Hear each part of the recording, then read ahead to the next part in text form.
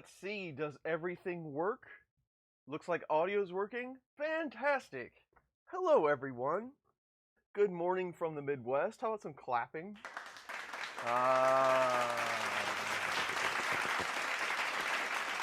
So,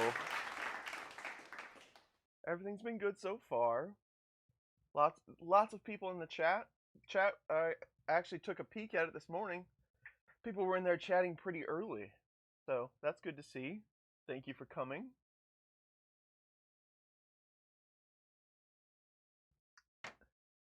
Never Let the Machines Win. Mike is here. Got to spend some time talking to Mike at the East Coast Rip Rap Festival.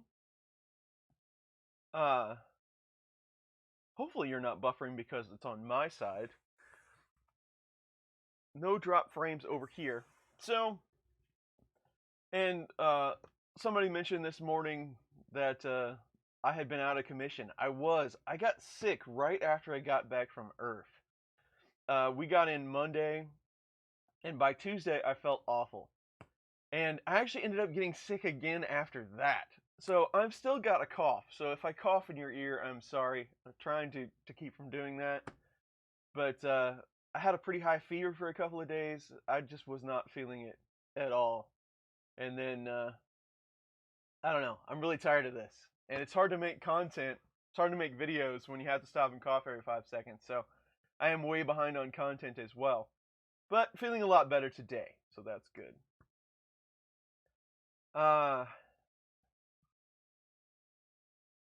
Audio quiet. Okay, so that's good information to know because I ended up, I'm doing my videos differently with a different audio interface, and I can bring that up if you'd like. And I have some filters set to do, things and stuff. But we can definitely change it if we need to. I had to adjust some stuff on the fly yesterday, and I might not have got it just right. See, a lot of these filters say they're not being applied. Maybe that's the problem.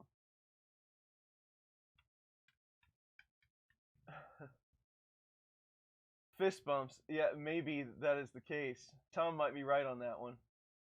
Audio is good. Well, let me know if it's too low for you. Like I said, some of these things, well, the EQ looks like it's working, so that's good. I've been trying to up my audio game because some people complain about it. But the compressor isn't working, but that's probably because it's not that loud. So we'll go with it.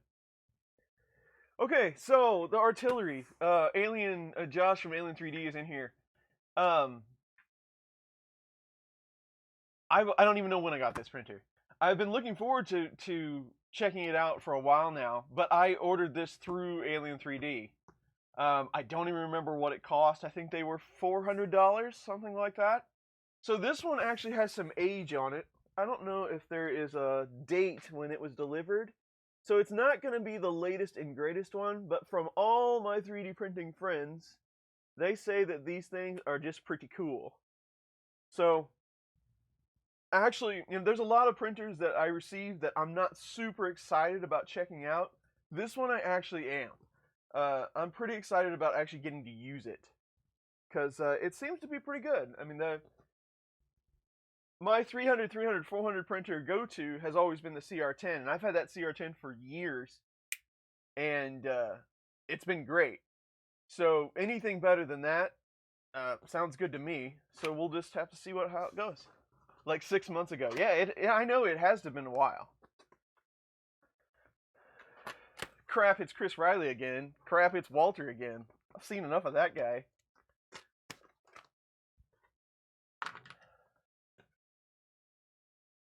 Chris Riley. That's a good one. James from Print and Play always swings in with the puns.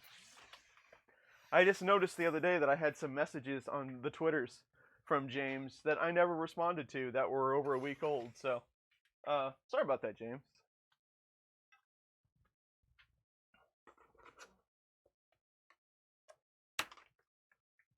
Alien has the best price on X1 around. Cool, good to know.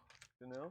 I don't have a link for that or anything. Actually, I did put a link in the description. I believe it does go straight to Josh. So if you'd like to check out his link, I think he's still gotten. Printing pumpkins. Greeting, Glenn Hogue from Alabama. I got to meet Glenn at ERF.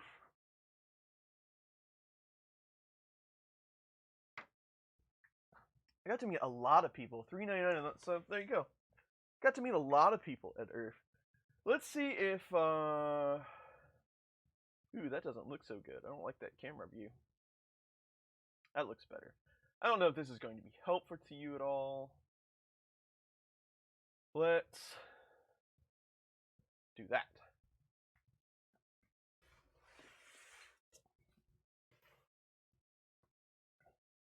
Thank you, 3D Jimmy. I should be good to go, hopefully. You never know. Chris Gerhardt is here. I got to meet him at ERF, which was awesome, all the way from Belgium.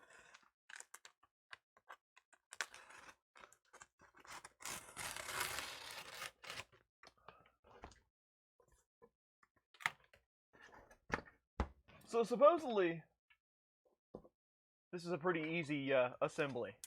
It's like what I like to call the 90% build.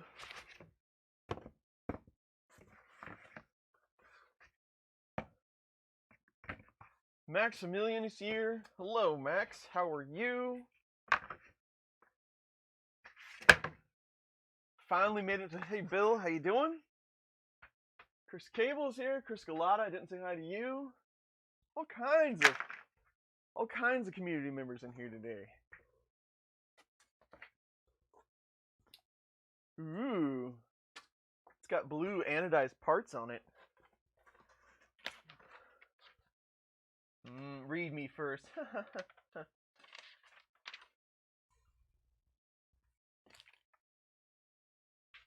Installation instructions. It looks like they're showing you how to use Cura. What's in the bag?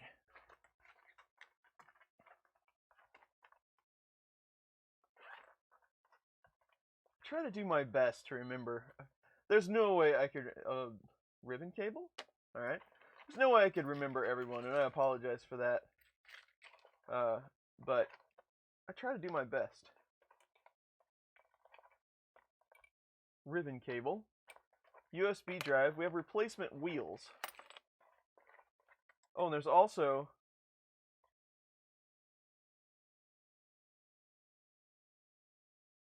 a replacement RGB. Alrighty.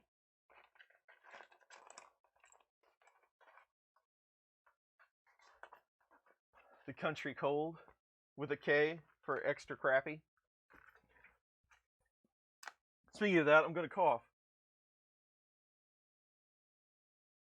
Excuse me. Okay.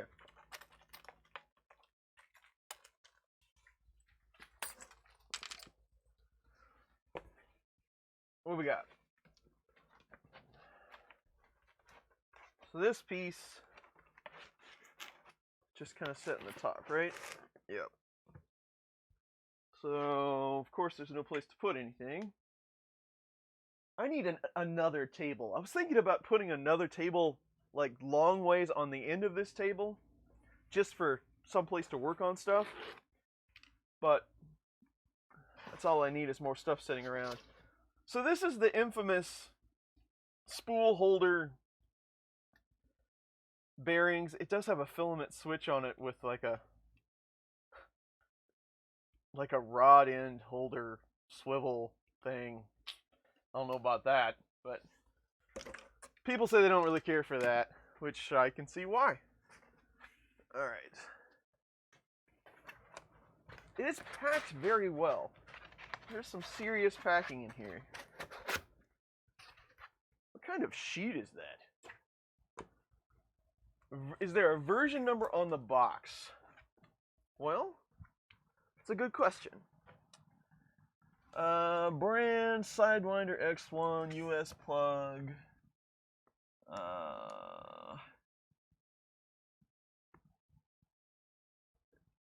I don't see one.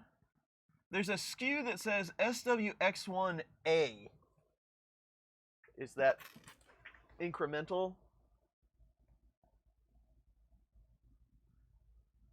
I don't see anything that resembles a version number. Like I say, this one's got some age on it, so it could be pretty original-ish.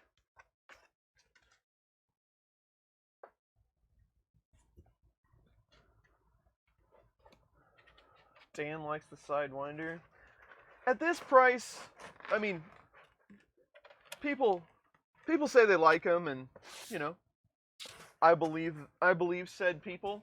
But at this price, I would guess there's a few tweaks that you can make to make this better. But you know how these go.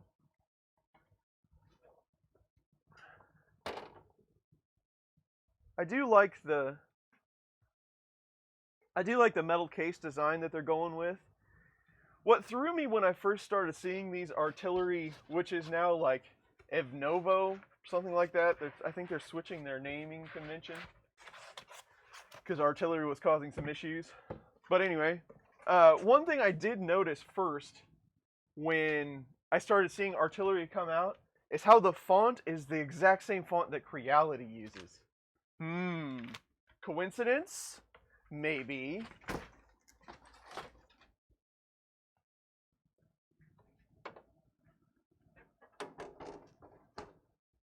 Medic Vince is here. I got to see Hitter.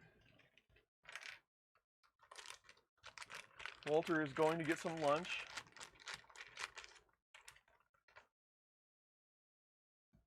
It does have a PTFE lined heat break. Oh, it does have an instruction sheet.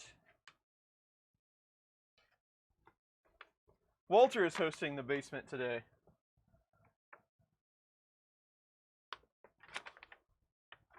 Nappin is here. What is up, Nappin?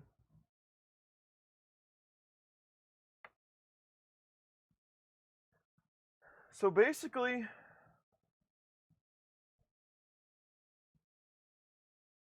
it looks like 4 bolts and some wires. I wonder if you can turn this filament sensor off in the menu, because that would be a bonus. Because most of the time, honestly, these just set with a broken piece of filament in them anyway, and I completely ignore it. Now, maybe that will be a difference on this machine since it's so large. Maybe I will actually attempt to use it. But most of the time, I'm using Octoprints, and Octoprint's not going to allow you to use that feature anyway. So that's how things go for me.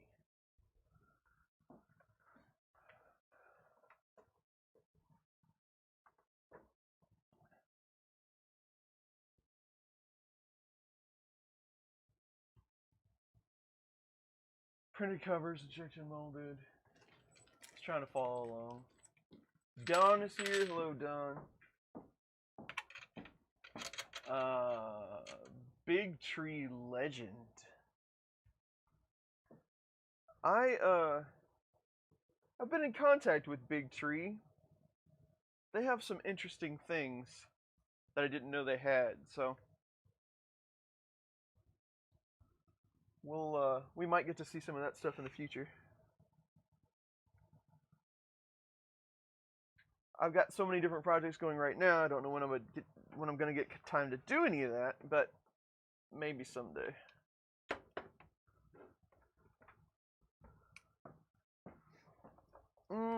This is probably better on the other side, but I am right-handed.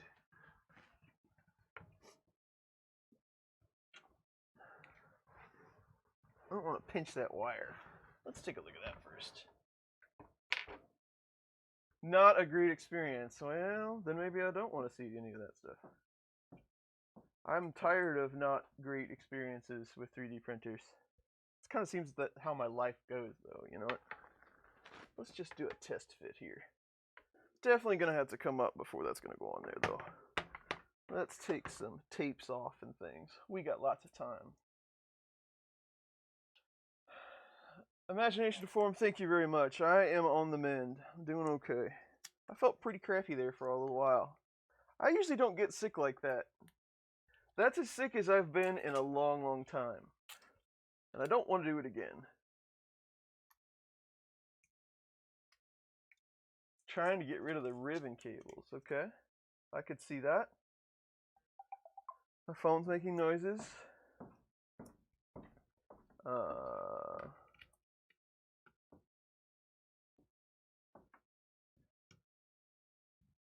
Hold on.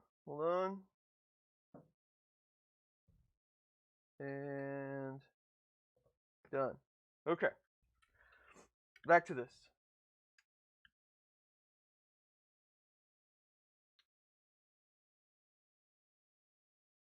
Doesn't look like backflash. The Z probably has Z wobble. Okay, V2. Alright.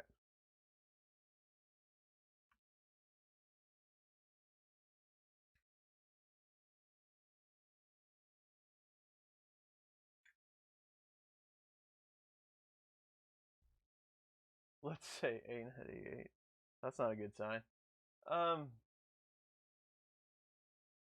Don't use them, you lose them. I guess so.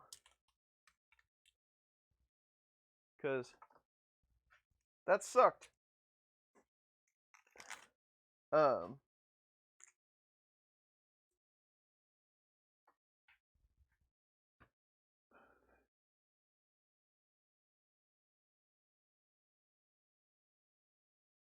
Oh, that's a bummer. I'm sorry to hear that. Hopefully they get better soon. Assuming the X1 tomorrow, so this stream is awesome. Motorhead Mitch is here. Hello, Mitch. How are you? This looks like a pretty easy build, so I'm going to kind of do it a little bit slow.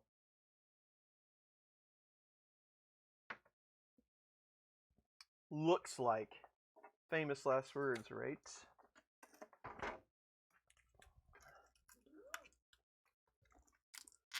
Well, this has got some serious plastic on it.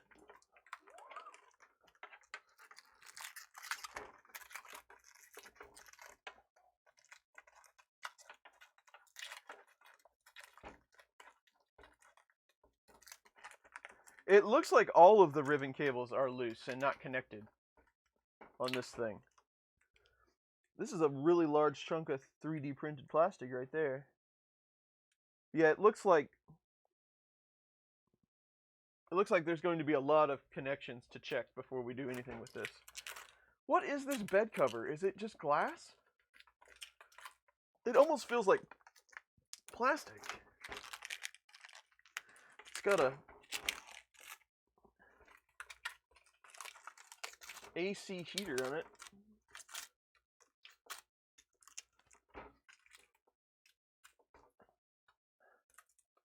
To answer stupid questions on Twitter about Marley. There are no stupid questions, Naffin. You know that.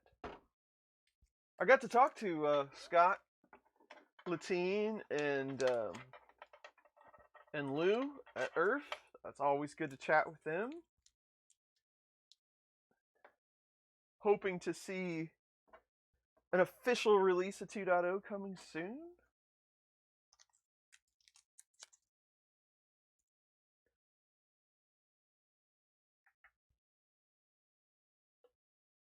I know some people were complaining about the SD card reader because it's just kind of in an open hole here. I can totally see how I'll have 5 SD cards falling in there, and that's where they will stay. This one's going to be kind of hard to pick up and shake. For its size, though, for the size of this machine, it's pretty light.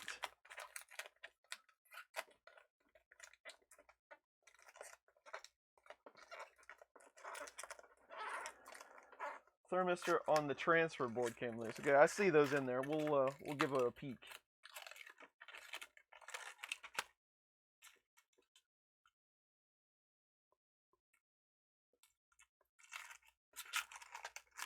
If that's all that's wrong with this machine,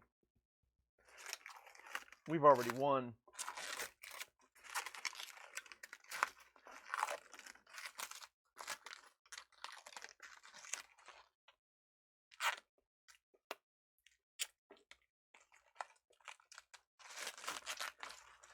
Knights War Red. That sounds sweet. Has anybody tried that Blood of Your Enemies? Or whatever it's called? That stuff looks awesome.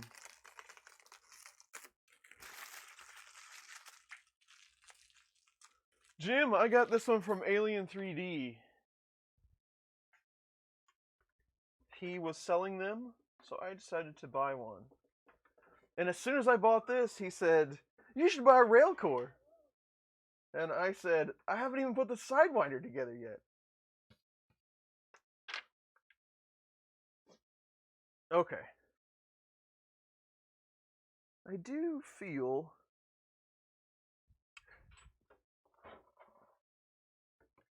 bed is a touch loose. We can fix that. The wheels are kind of far underneath there. That's interesting.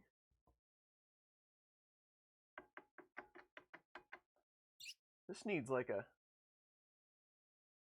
I guess it's just finished glass. But it needs a sheet or something on it for sure.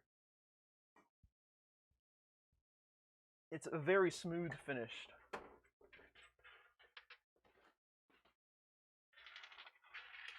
Replacement cables for this guy, like the ribbon cables? I wouldn't even know.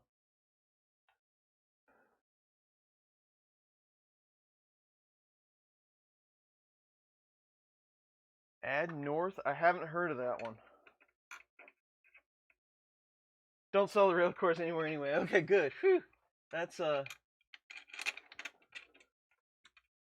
better on the budget if I don't have to buy a rail core too. Just kidding, of course. I got an old version. I do. It's this has got some age on it. But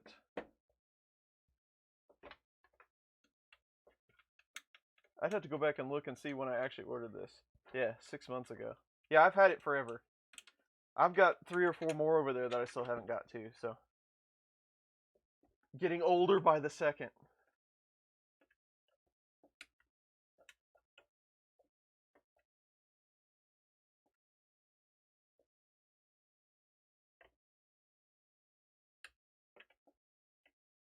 Okay.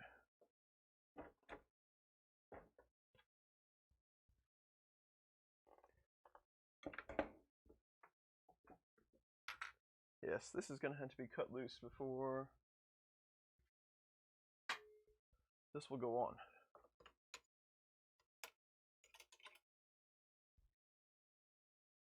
That's like 5 years in printer time, no kidding. Yeah, I need to reassess my printer live stream video content creation model, because I always seem to be behind schedule on everything. But you know, sometimes these printers take a while to get. So I like to try to order them in advance, but then I seem to always have them sitting around that I never get to. So I need to figure that out. Just more live streams, that's what we need. EVNOVO, or whatever, EV something.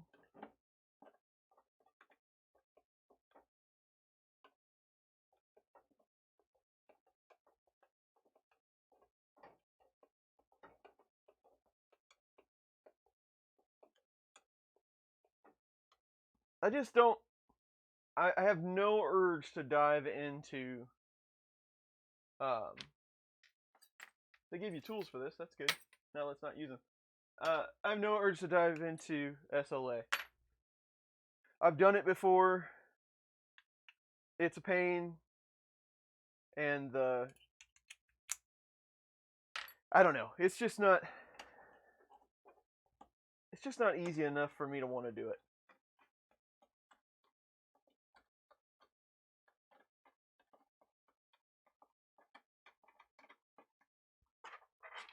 Alright, let's make sure nothing is getting crushed or pinched.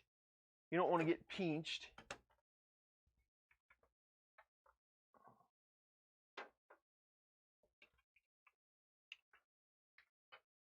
What's everybody else working on today? Isn't Sundays kind of like the day to watch streams and fix your own stuff?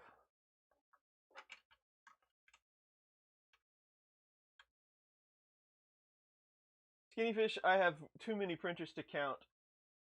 I do have kind of like a print farm, so I can knock out projects pretty quick. There's really only about 6 or 7 machines that I use on a regular basis. Everything else is either waiting to go out the door or coming in or in flight somehow.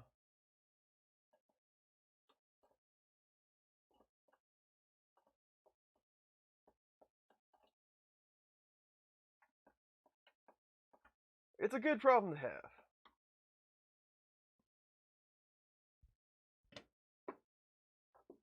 Like I said, I just need to do more live streams.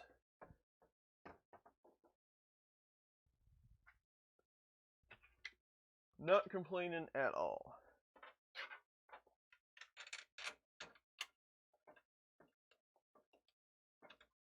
Exactly, Michael Fox. It's just, I mean, if I was doing miniatures or something that needed really fine detail or something like that, that would be completely different. I'd be all over it. But the hardware is actually what I enjoy. You know, checking out the different machines and testing them and things like that. And SLA just isn't indicative to that process.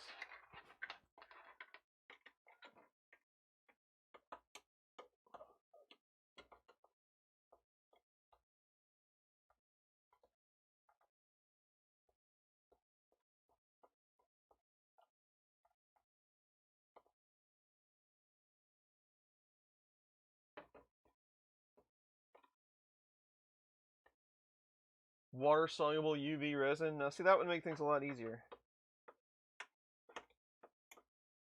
Yes, I'm hoping for a very easy assembly today, and so far so good.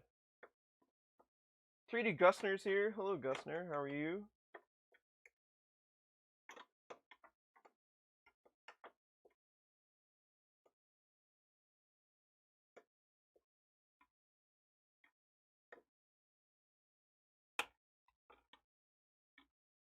Two full rockets today. You've already been busy.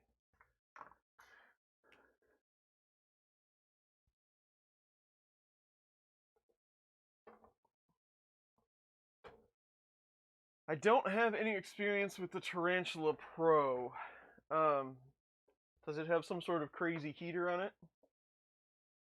I would expect it to be, you know, a cartridge heater just like everything else, but that's no good if it's not.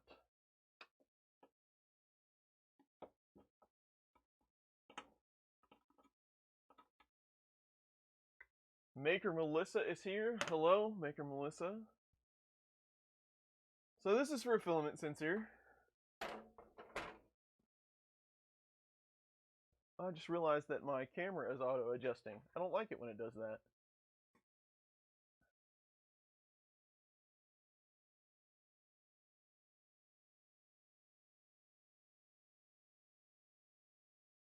I don't like it when they go in and out of focus. That's somewhat aggravating to me. Anyway. Okay, so should we even bother looking at see what the guide says about stuff and such? I don't want to put this spool holder on. I'm not really feeling it. If I'm required to have a filament sensor, I guess that's okay, but we'll see about that in a second. So we have a ribbon cable on this side. Let's just see how the movement of this works here. So we got that. Josh said check this stuff in here. Looks like the daughter board is okay with that. So we have a ribbon cable that goes here. Are there any locks for these things? No? They just slide in? Alrighty. I don't know how I feel about that, but okay. That belt feels kind of loose to me. I have a tendency to over-tighten things, but kinda, maybe. This one does have a lock on it.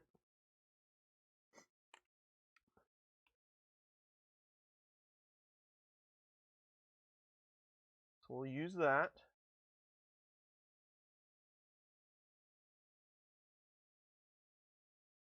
Okay. Looks good on the front. We'll wait to peel the screen protector off for a second here.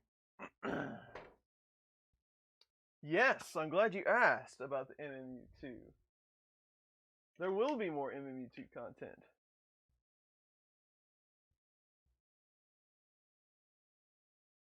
Well, that's Neppin. You read my mind because that's exactly what I'm going to do. Yes, Brian. So, I had one of our Patreon supporters reach out to me the other day and asked if I would be interested in some MMU2 stuff. Let's just say that. And he is going to send me some MMU2 stuff. So yes, there will be more content coming on that. I also would like to do some sort of comparison between the MMU2 and the palette. I just haven't got that done yet. It took me this long to get the palette stuff out. But also, there is... What the heck did they do on that one? 3D Chameleon. Boy, they pinched that ribbon cable pretty fierce. Okay, 3D Chameleon. I saw them at Earth. I have spoken with them before at shows. But their product is out. It's been changed quite a bit since the last time I saw it. But they have 4 extruder motors that just sit on the top of, any printer. And it actually switches how it switches which extruder you're using with switches on the side. So you bake it into G-code. So when it's ready to switch, the hot ink carriage comes over, trips that switch, puts it into another extruder, and then it has a Y pipe with 2 or 4 chambers that take it down to the hot end to change that color out. It's a pretty interesting setup, and to do 4 color, it's only $200. So we will definitely be checking that one out as well. So it would be nice to have, a third option just to put next to the MMU2 and the palette, just to see, just more comparison. They're really nice people. I think they're doing a pretty good job. The price point is there, so I hope it works good, but we will be testing that soon for sure. So these are inductive sensors, maybe.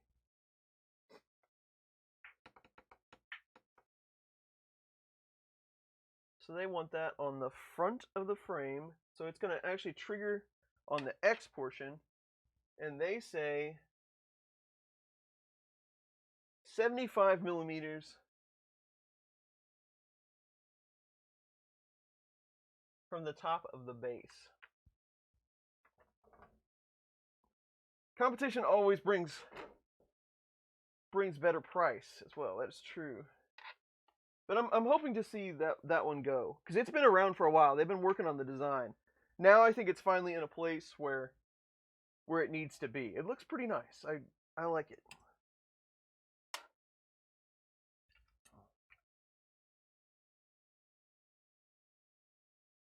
It has a lot of ribbon cable. It does.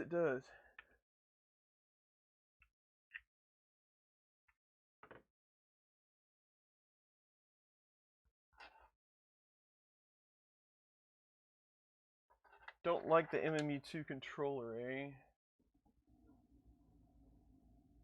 91 today, wow.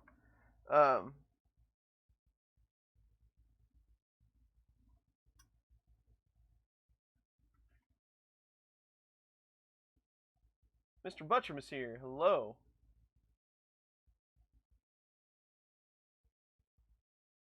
Mad Mike is here, did I say hello to you? If not, hello.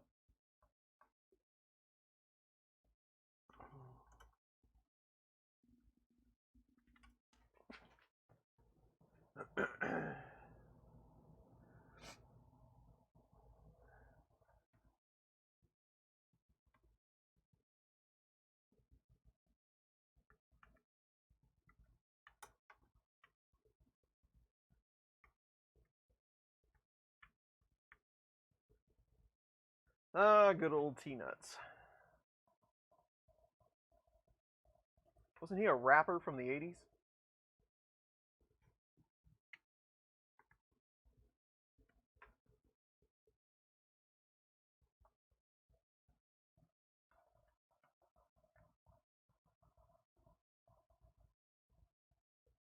Gusner, I have an email from you about the firmware on those backpacks.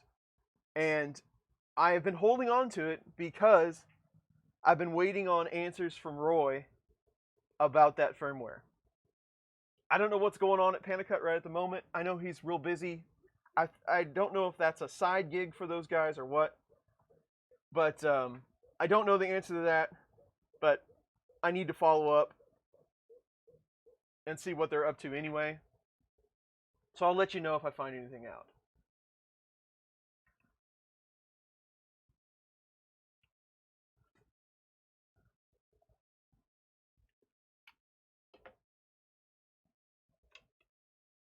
Iced tea.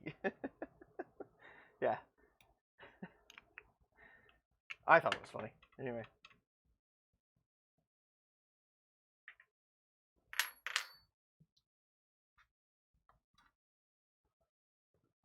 Just want to tighten up this belt just a little bit.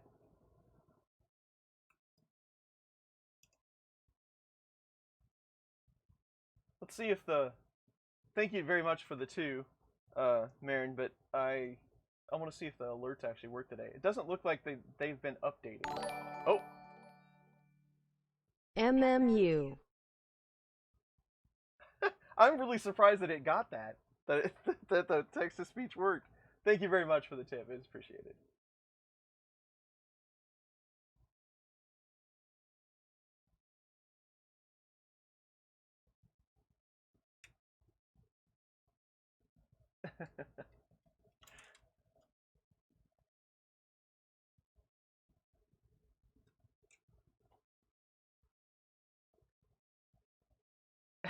MMU.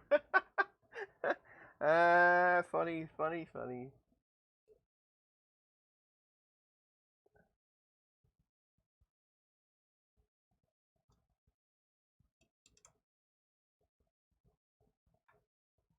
I'd be curious if some of the newer designs still have these ribbons, or if they switched that out. I would be curious to see that.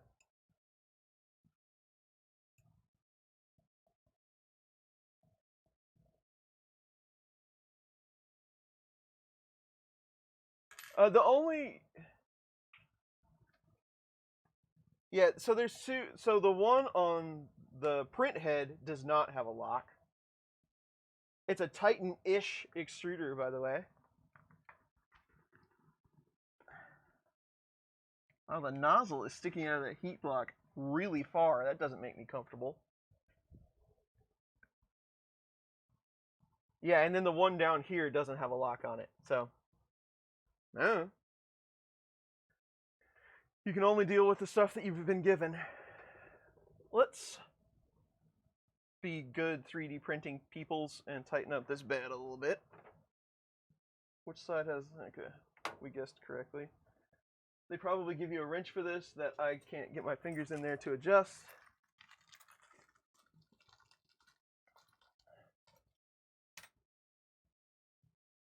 Cool. The Palette Pro should be interesting. Those Mosaic guys are good people.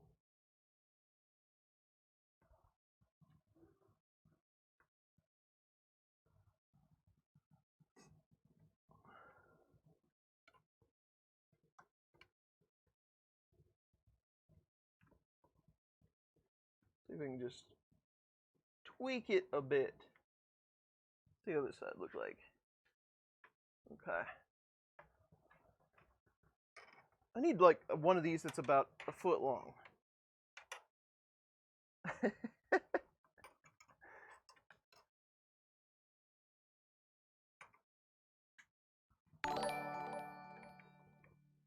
Eat more ham rice. Thank you, Ham Rice Larry, for the $2. I would like to eat more ham rice. I got to meet Ham Rice Larry in person at Earth, and now I know his secret identity, but I will never tell anyone.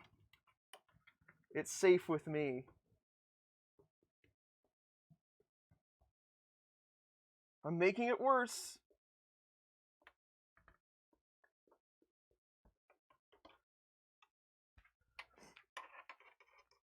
This one back here is going to be hard to get a hold of.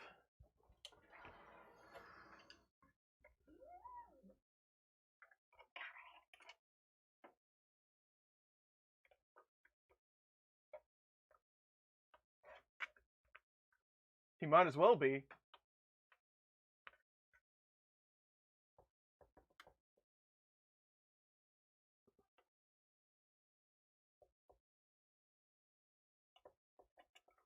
That one's a little better.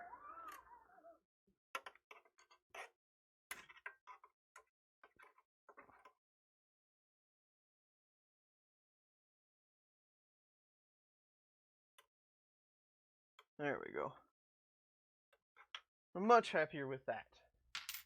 Okay. Time to let smoke out. What? You mean I could create things on the fly? Just make them appear out of thin air? For my bidding? No. Magic.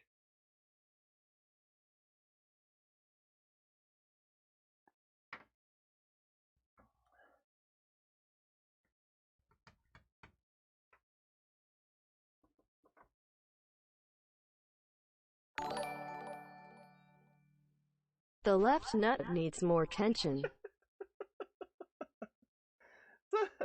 Some things just don't sound quite right. Thank you very much for the 2, Dimitri. I appreciate that.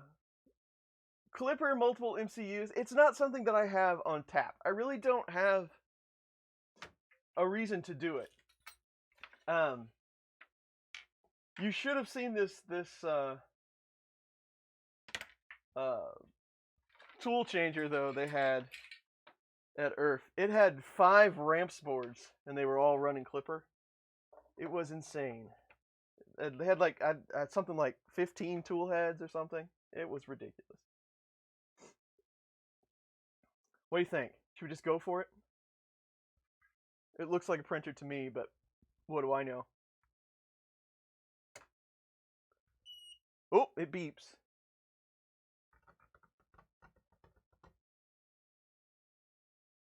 Yeah, that guy was a nice dude.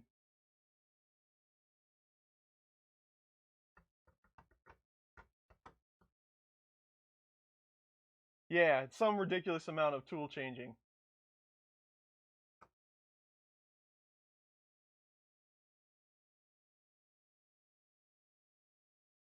Chris Gulata, thank you for the 2. Here it comes. Watch FKB today at 4 p.m. Eastern. It did that one pretty well. Congratulations, Streamlabs. You're doing fantastic today. Sergeant Schultz, I know nothing. That has a little bit of thump to it. Where's that coming from?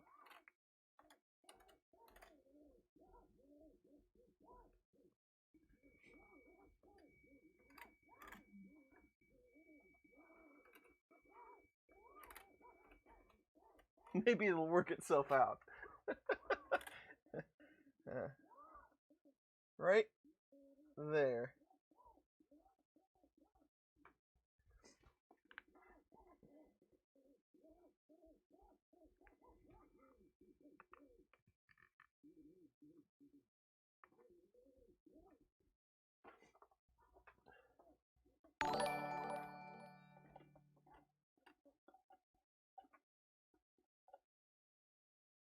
Pulleys are tight.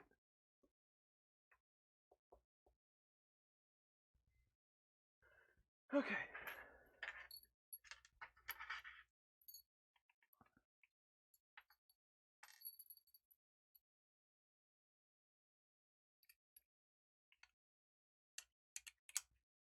Oh, Sergio didn't put any text in. I was waiting for it. Thank you, Sergio, for the 20 bucks. That is much appreciated. I got to meet him finally in person at Earth as well. Did I forget to put a screw in, or do I just have one extra one?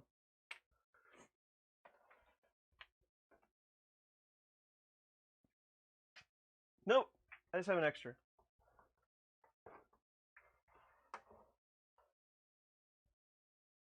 I have a new Patreon. Did I miss one? Is it me?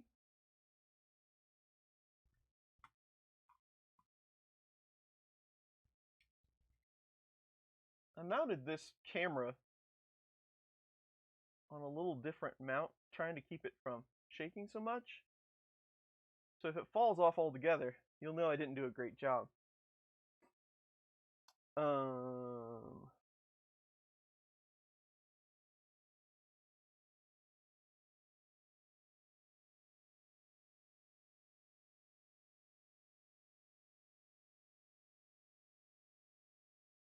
So we'll take the plastic off.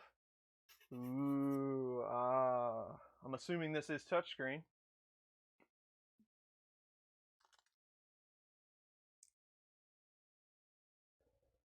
Beefs are good.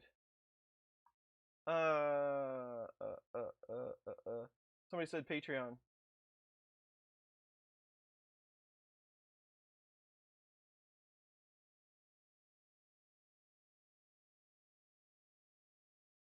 Awesome, thank you so much. I appreciate that. I wish it would have alerted on here. Maybe it will still cycle through, but the Patreon support, maybe it did show, I just didn't hear the sound.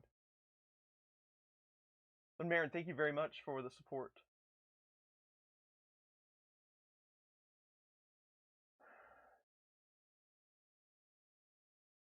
Out in a cornfield. Unacceptable. So there's a big scratch across the front of my screen. In fact, it might be a crack, but we'll power through. Oh yeah, I was gonna check to see how close we were to 75 millimeters on my Z sensor. Of course, I just guessed. Measuring. Who needs it? Not even close.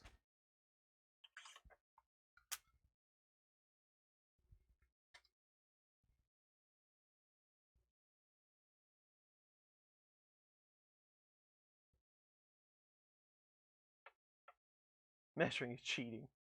Facts, numbers, things like that. Napping. I was thinking about you napping. I was really upset that I didn't have a really big mess of wires for you today to watch. I will soon, I promise. I'll hook you up with all the OCD triggering wire mess that you can handle in not too long, I promise. So we'll start at 75 and see where we go here. Okay, what do we choose? How about set?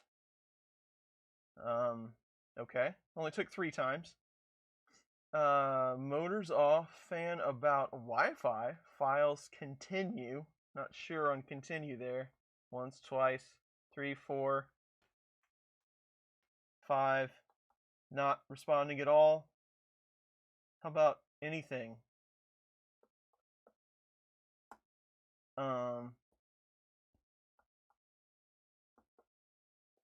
This might be a short day, ladies and gentlemen.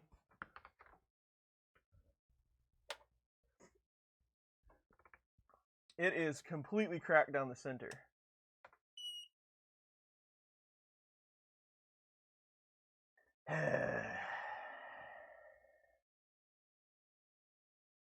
Yep, so we got 1 touch out of this screen before it failed. That pleases me so much inside.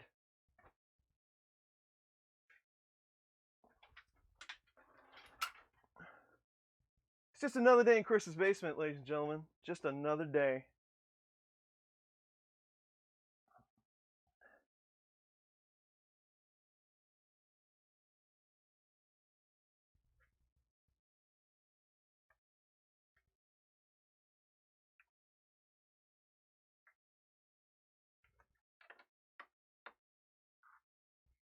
Open it.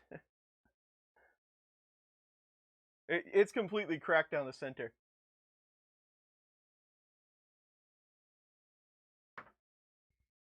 Let it out.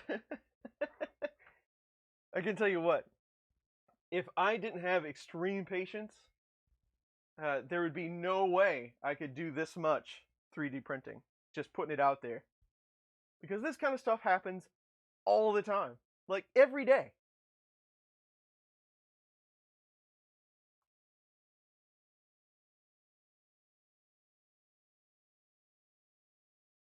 Plugging that in USB probably messed up all the cameras.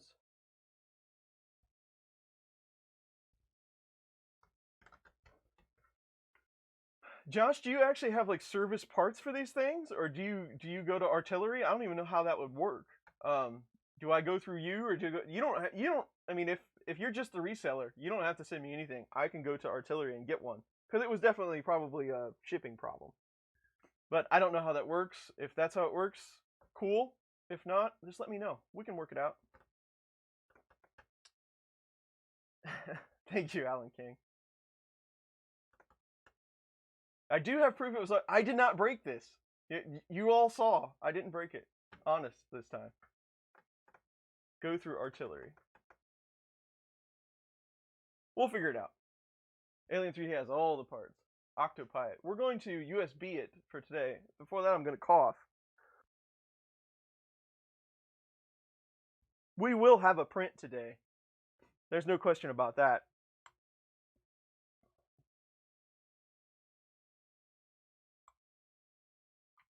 But let's see if we can keep from crashing into the bed. Ooh, it's quiety. Oh, until it doesn't trigger.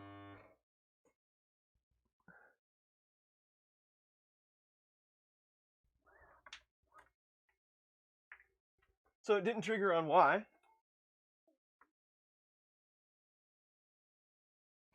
I think the sensor isn't quite close enough to the frame.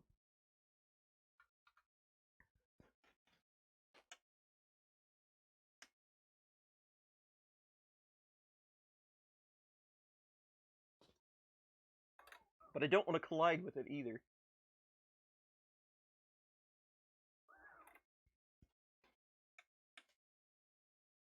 If the sensor works.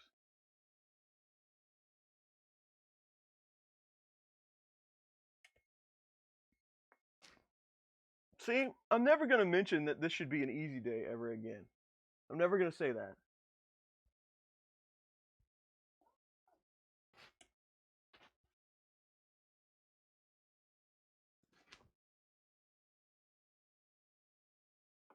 Let's see what that does.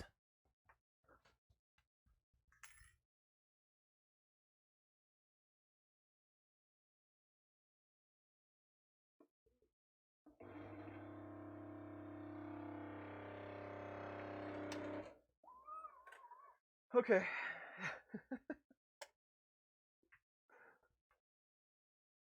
Alright, let's see what it's doing.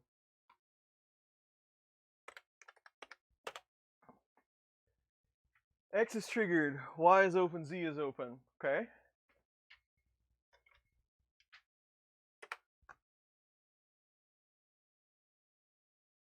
Y is still open. It is not triggering.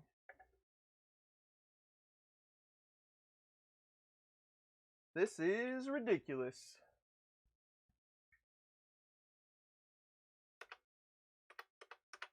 Yep, it doesn't trigger.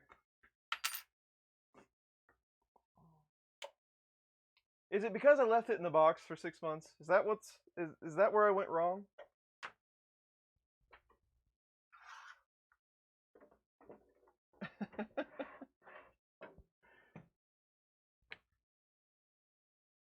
So we're gonna actually take this part on the first day, huh? Is that where we're going here? Is that what's getting ready to happen?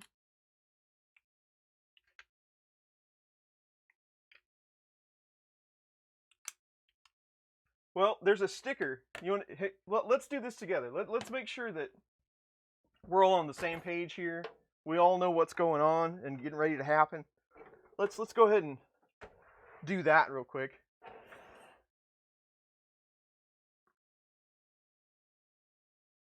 Because we want everybody to follow along at home. This is the sticker that says I'm getting ready to void my warranty. So I'm totally getting ready to cut through that and take the bottom off of this. Just wanted everyone to see that that's what was getting ready to happen. So more details on that as they come up.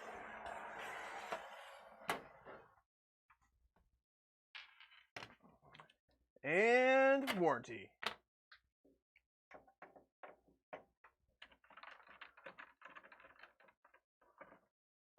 Going to jail now. I'd cut the tag off the mattress.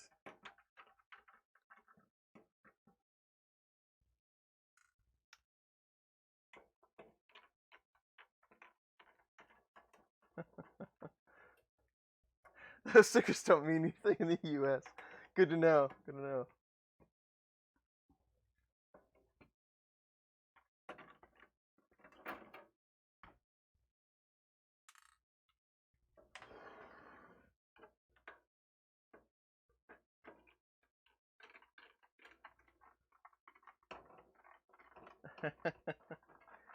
I'm sure he will. I'm not worried about it. This is just...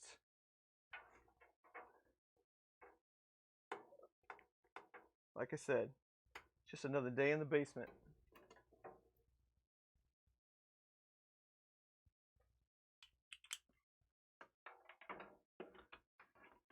Well, I mean, I cut that sticker.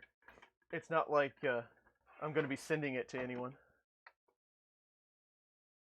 Don't get legal on me, exactly.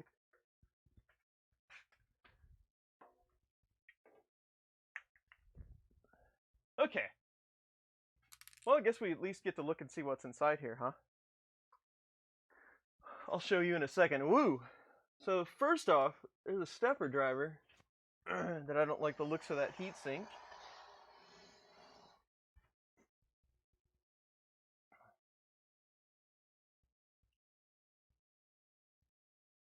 So this guy worries me a bit because he's actually sitting on the solder points. So that's got to come out of there.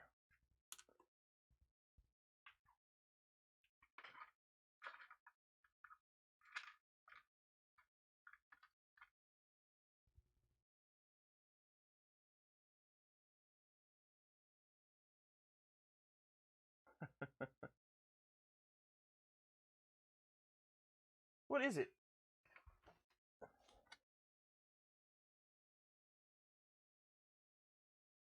My eyes aren't good enough to read what's on the chip. It's an Atmel chip. It says version 1.0. But I can't see anything else on it. Oh, it's missing a heatsink as well. Wonder if that's floating around in here somewhere. I hope it's not.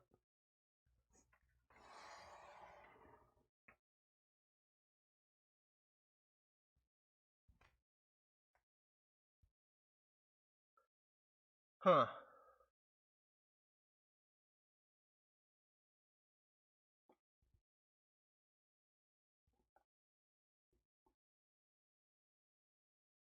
The end stop appears to be attached, but it's got a wire pulled out of it. Ugh. Huh. All right. So, see if I can get you in there. Is that really, really blurry? You can kind of see it, I guess.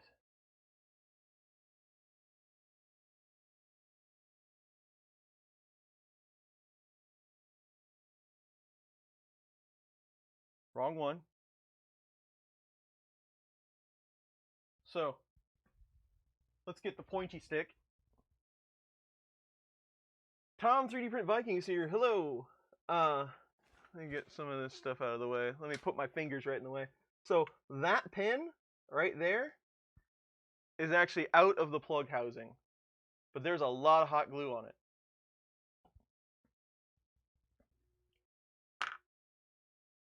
So there you go.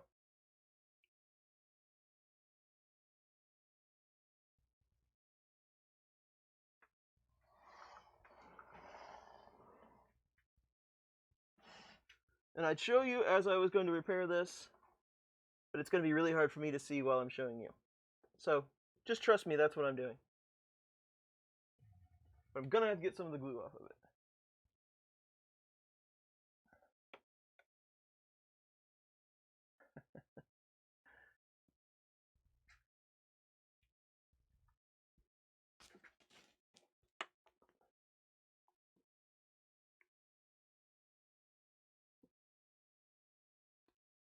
I hope that's the issue, because it is quite far out. It's not going to work that way.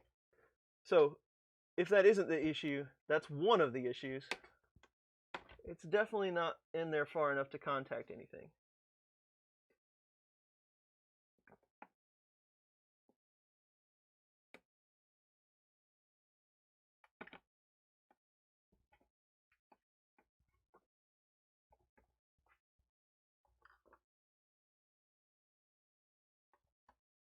Ignore the man behind the curtain.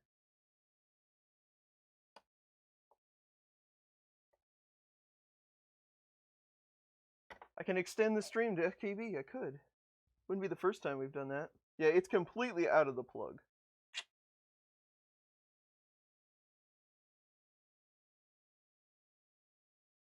Do I have any of these plugs?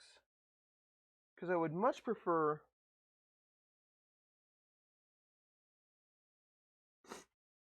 Well...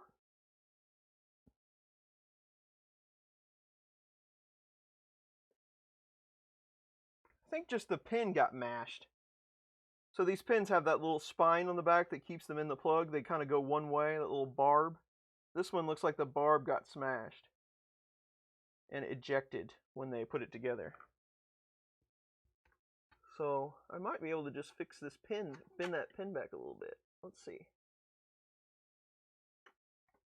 Because I really hate putting those connectors on. I'll do it if I have to, but I think there is some of those in a box somewhere.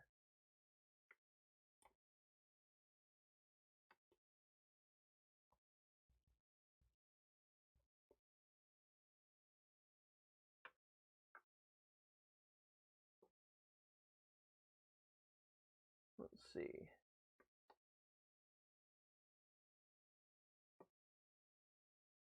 Okay. So maybe that fixed that problem. I am going to wipe those drivers off a bit with some alcohol and put a couple more heat sinks on them. Because I don't like that. One didn't have one altogether, and one was shorted. Now, you understand it has tape on it. It has double-sided tape on it for components like this. And that tape was covering the metal heatsink, but it was still over the pins. And, you know, I like to run fast as loose as anybody, but that does not sit well.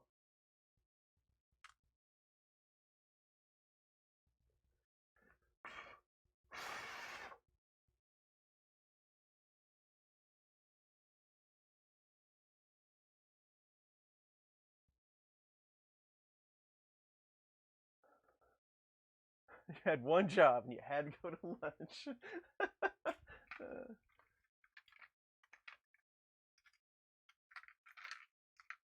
Got another one of these in here? Ah, yeah, we got some of these.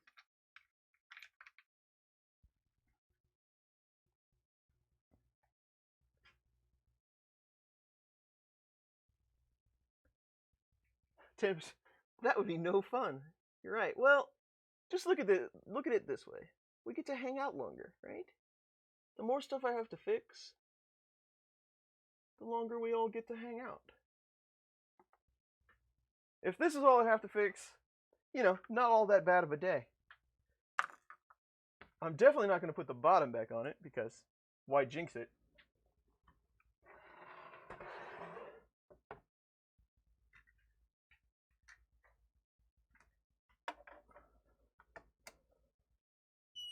Beep.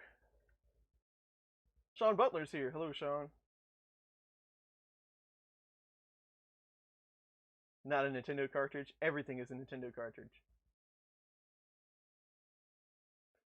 Scott Latine is here. Hey, Scott.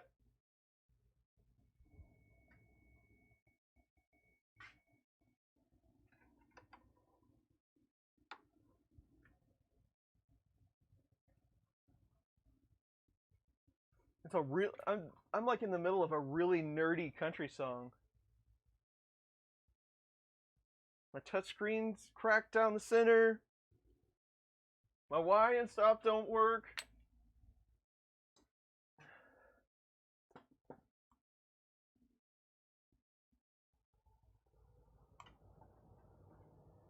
Come on, Y and stop. Boom. Come on, Z, don't crash. Yay. How about some claps for that? How about some claps? Yay.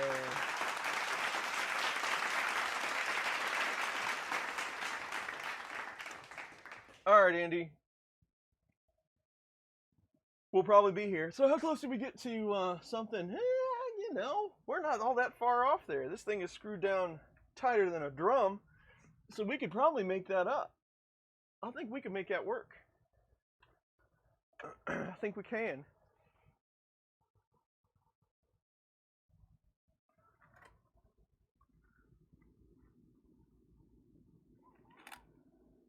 A little high in the front.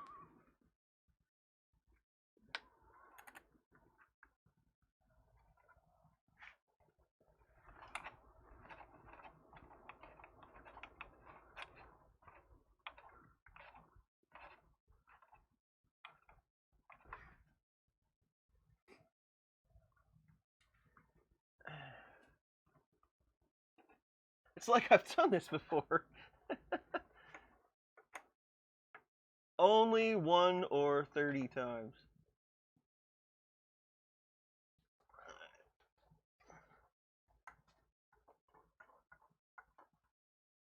Let's get a general idea on this bed, and then we'll throw some heat on it. What do you say?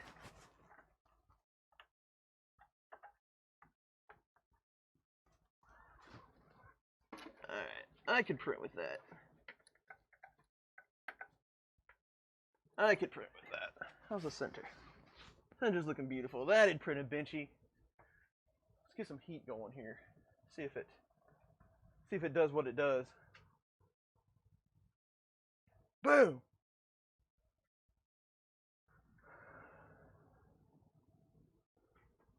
Just finished the rail core. I've talked to Joe about rail core. I should get one of those.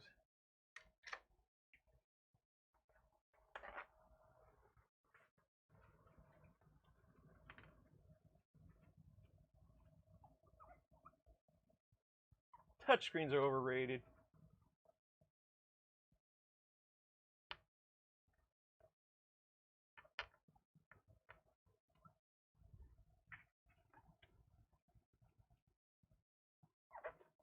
It has a screen. I mean,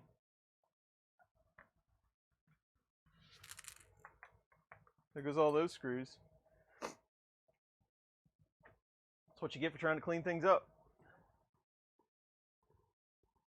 Okay, what we got here? It is Marlin 1.1.9. Scott was in here. Artillery, I hope you're sharing your configuration.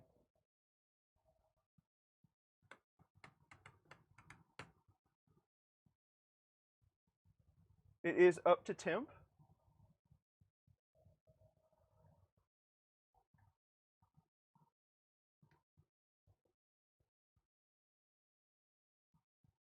Well, you figure we can use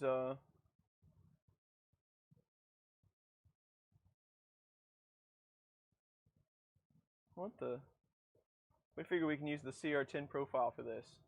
But it's direct drive, so I should be able to tweak it some, huh? Let's do CR10.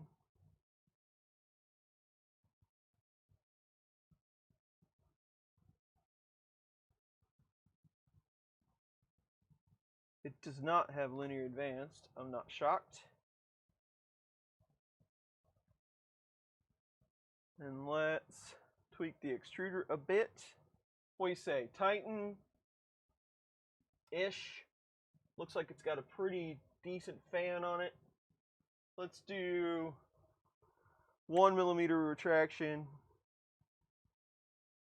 and 50mm a second. Well, let's see what it's set to. It's set to 40. So 40 it is.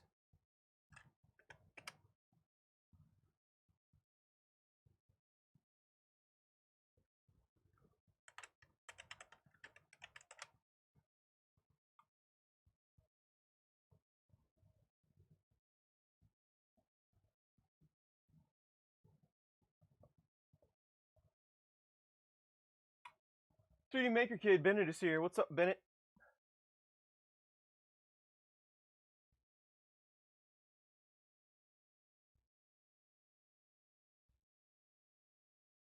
Yep.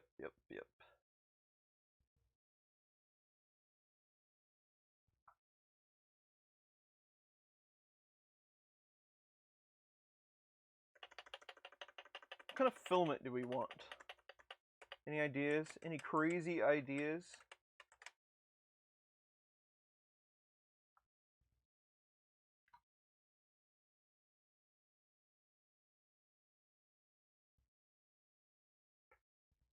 What do you think? Glue stick?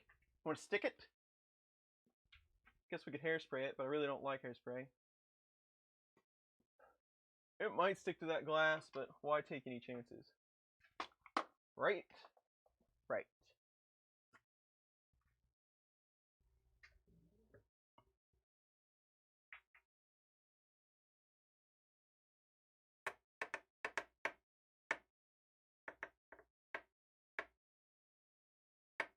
Yellow filament? I have some yellow somewhere. That nice artillery logo. I'm just glue sticking all over it. Sergio, how's it going? TPU.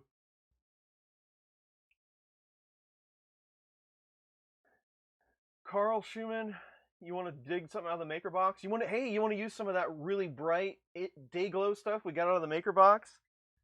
Where is that? Here it is. Let's do some of that.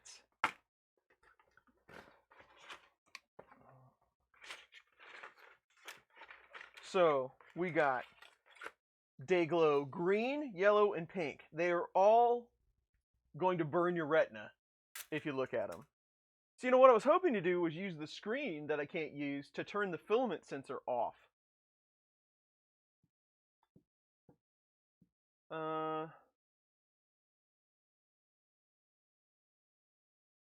You know,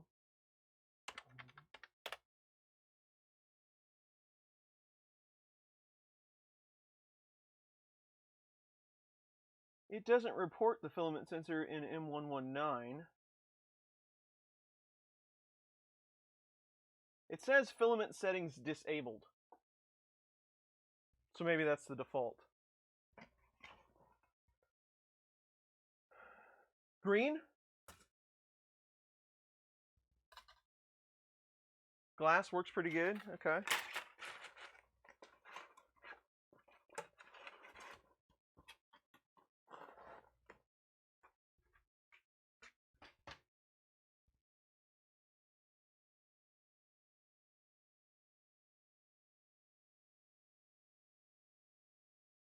Do not stare directly at this filament. That is great advice.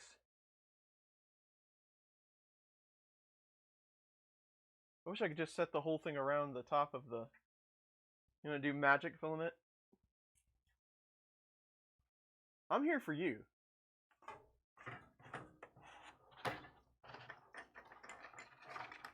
Magic sky filament.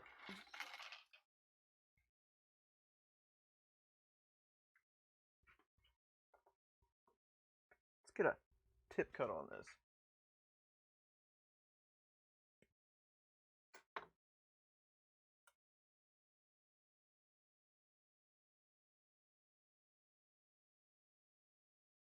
Lucy in the sky filament. It's gonna completely unravel up there. Alright. See what it does.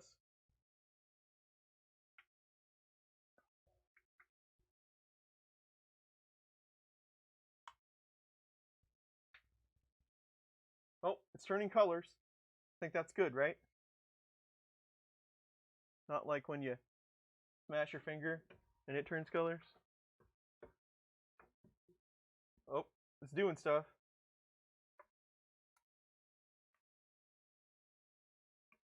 Why is this so lopsided? We need a better camera angle than this. I do like the light on the print. That's pretty cool.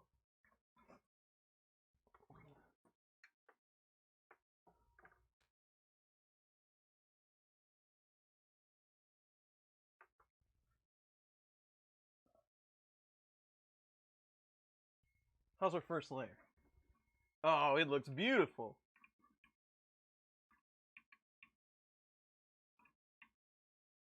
It's Z lifting like a madman. Oh yeah, it's gonna be gorgeous. There you go. Awesome. All right, we're printing.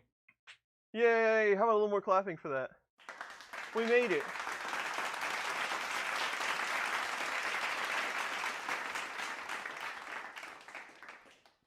When am I gonna get a rail core? Sometime, I hope soon.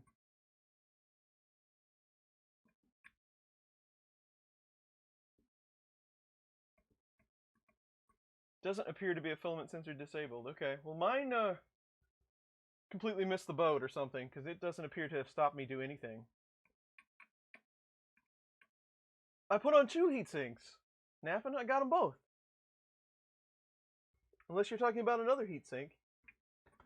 My mom's in the chat. Bonnie Royal. Hello, mother. How are you?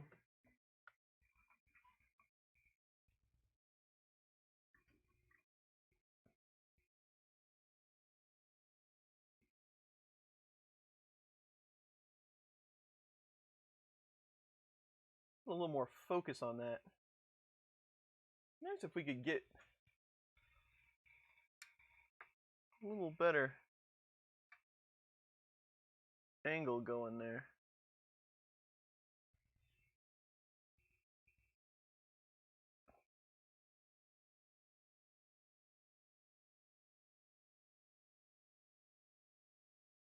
That light on that Dayglow filament makes it kind of bled out.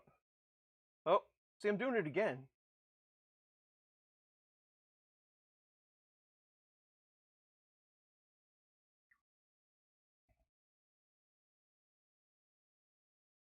I guess as good as we're gonna get.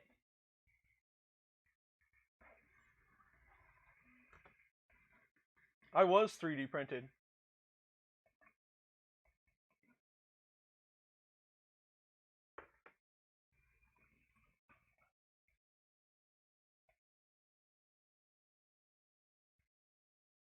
Sound level is top notch, John, so far. It's really quiet. Even they've used a pretty nice blower fan on it. I mean, it's not, you know, crazy quiet. It's not like Noctua quiet, but it sounds like it's kicking out a lot of air, and it's still not too bad. So I'm happy with sound level. I did not manage to get the Mini hooked up at Murph or at Irv, you know, one of those Irvs.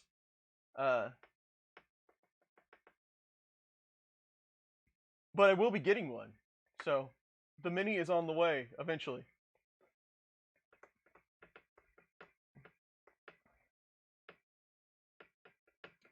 Flexible.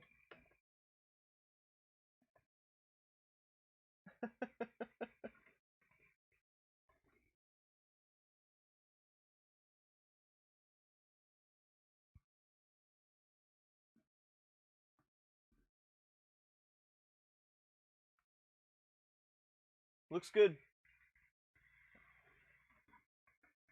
I should have probably leveled the Z a bit, but the bed was fairly level, so I'm alright with it. You ordered a Mini too? Excellent. It is definitely a benchy.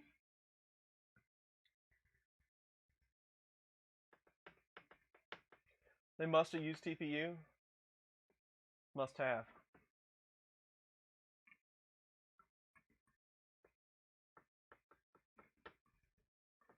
Ultimate XL. Which one's the Ultimate XL?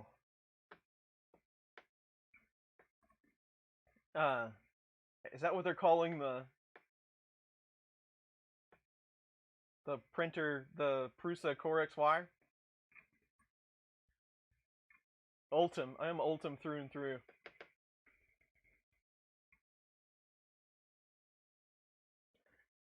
I think the Mini is a great idea. I don't know what that's going to do to Mark III sales, which doesn't matter to me. I don't own the company. But I think it's a great idea because you get into the Prusa ecosystem for less money. I I have no doubt that it will be pretty top notch for $350 especially. You get in the door, and they're going to be able to support it from slicer to filament, and I think it's kind of a no-brainer at $350. It's gonna be great, and they got a 32-bit board on it, so that we have now jumped the shark into 32-bit territory here. So that's also good to see.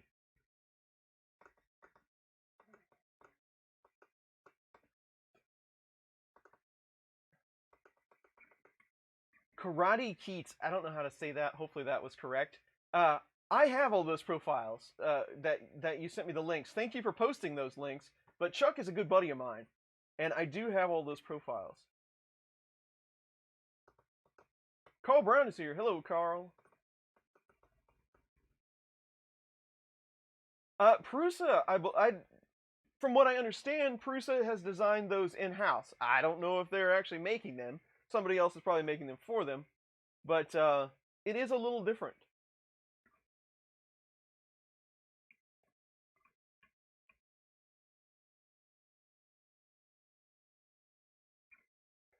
E3D was making them? Okay.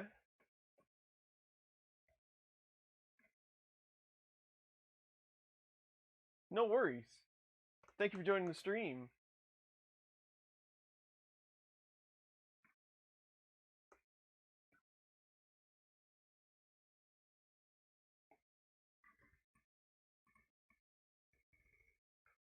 Market diversification. That's true. I mean, you're catering to a different market at that point.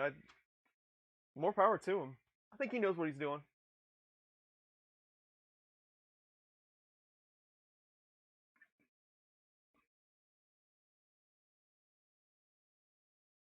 Next big leap in 3D printing is quieter fans. I can tell you there's a lot of machines when I get ready to review. I wouldn't say a lot of machines. There are machines that I like. Low cost machines. I get ready to review them, and that's really the only thing that I can complain about. Is some of the fans are crap out of the box. Like, they are the most annoying sound ever. They're so loud you can hear them upstairs. And the printer is fine other than a 50-cent fan. That's so annoying. But, you know, price points, whatever, profits, you know, business, blah, blah, blah.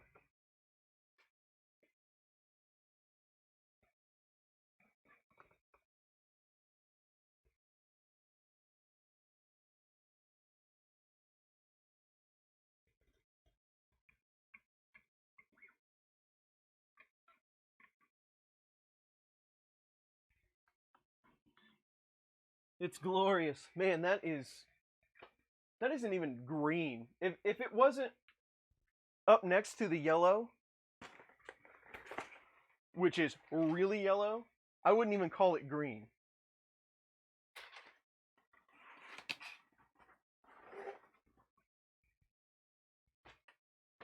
And yes, spoiler alert, the candy this month was Skittles, and I've already eaten it.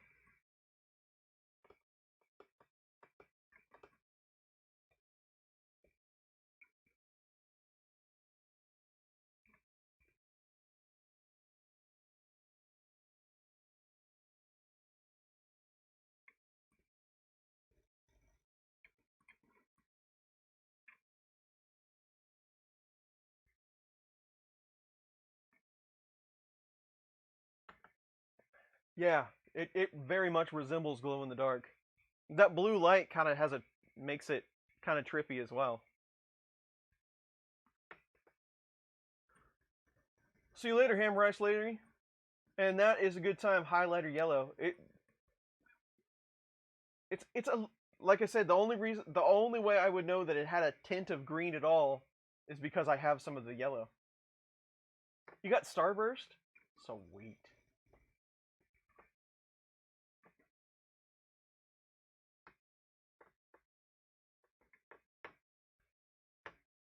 Yeah, you know, I've actually thought about doing content on just fans.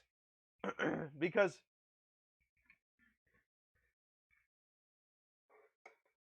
scientifically, testing a fan, okay, is not all that easy to do. without some sort of testing equipment. I mean, you could slop something together and try to figure it out, but that's not really going to be all that relevant. But testing fans side by side compared to one another is not that hard to do. So that's what I thought might be interesting. One, how do you tell if your fan is not kicking out enough air? Because I've seen a lot of instances on printers where you're getting heat creep, and the cause is because the fan is about half dead, but it's still spinning. So there's that. So how do you tell you got a bad one? And two, how do you tell the fan is pushing out enough air? Because there's been a lot of talk about 5-volt fans, 12-volt fans, 24-volt fans, on and on and on, this brand versus that brand. So comparing them one-on-one might be somewhat interesting. So I have considered doing that before.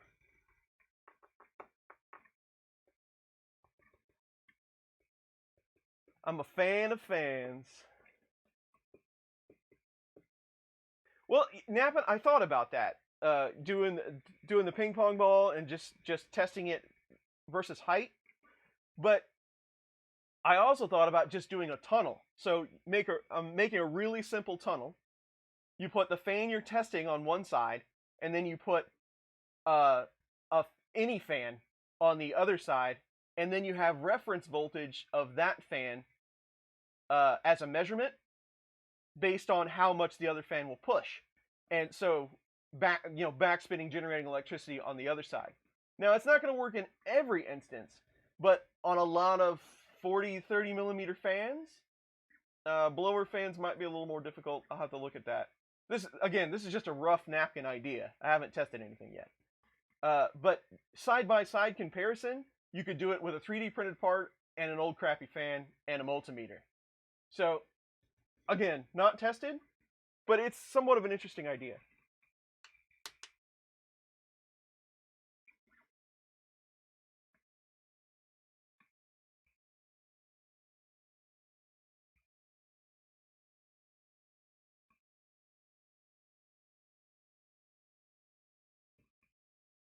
That's exactly how you know when a fan is bad. Free energy, that's right.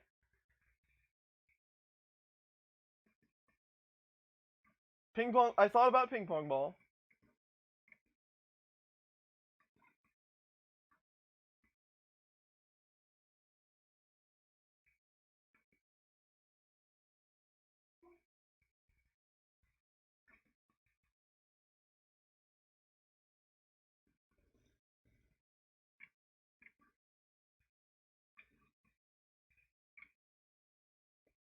Placing the fans remotely, yeah.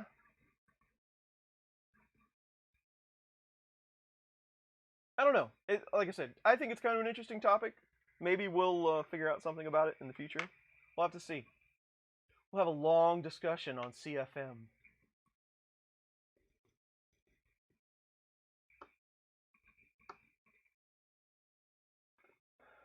Knitrim's here. Hello, how are you? Benjamin is here. I think it's coffee time. You guys want to watch this? I was worried about getting cancer. You want to watch this print while I get some coffee?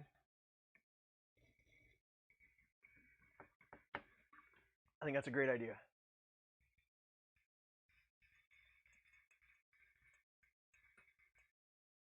RC Hobby. I never even thought about that. What do they use those on, like plane propellers or something, I'm guessing? We'll have to look at that. That might be fun. Yeah, there you go, Carl. Need a smoke machine.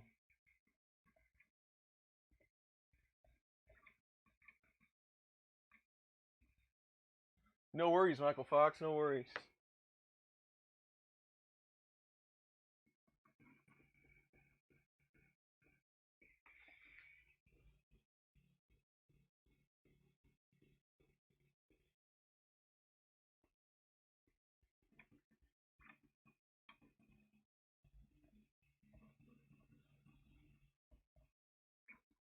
Kind of seems like the nozzle is resting on the print a little too much.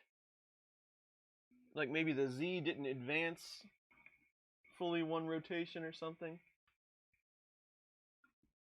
I think it'll complete.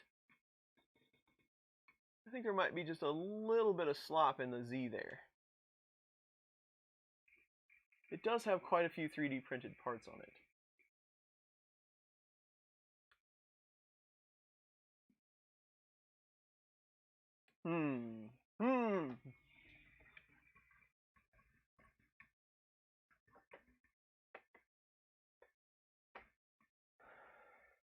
Dave, hello.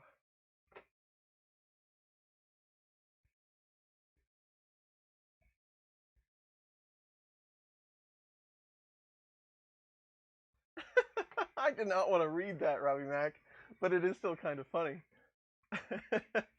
All right, I'm gonna get some coffee. Here, you guys watch this, and I'll just mute my mic.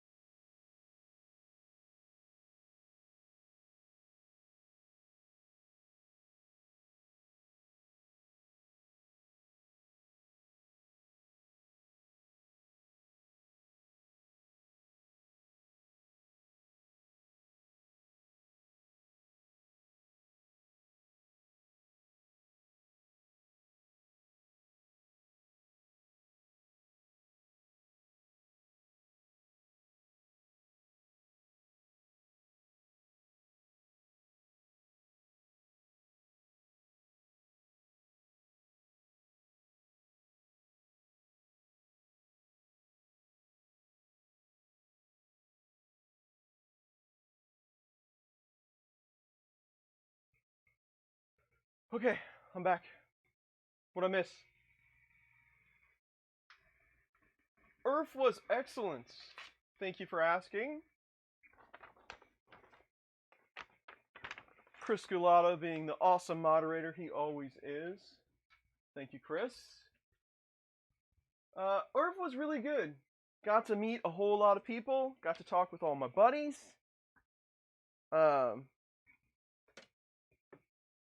No complaints. We got to give away a lot of cool stuff.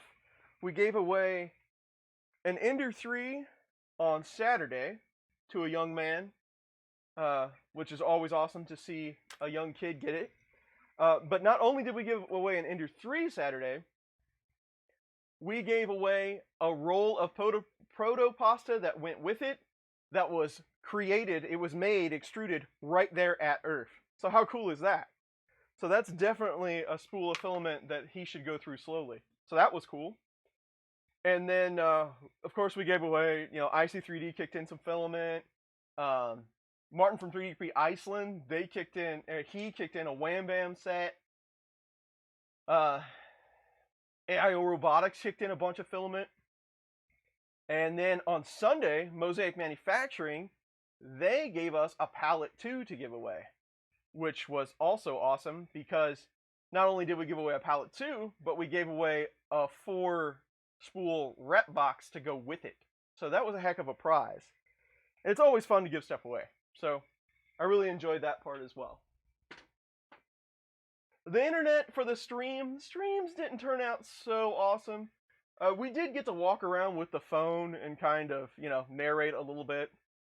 So that was kind of cool, but the internet could have been a bit better. Maybe we need to rethink that next time, but all in all, great trip.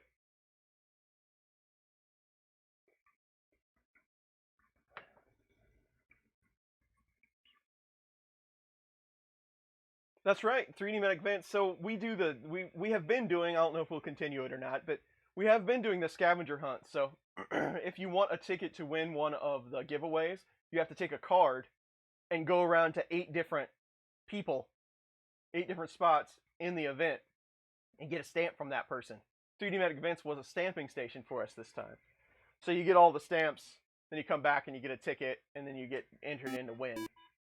But that's always a lot of fun. We appreciate your help with that, Vince, by the way.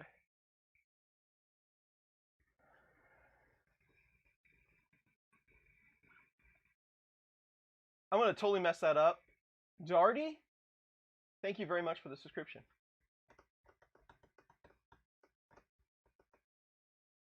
Walter's on it. He's going to fix us up.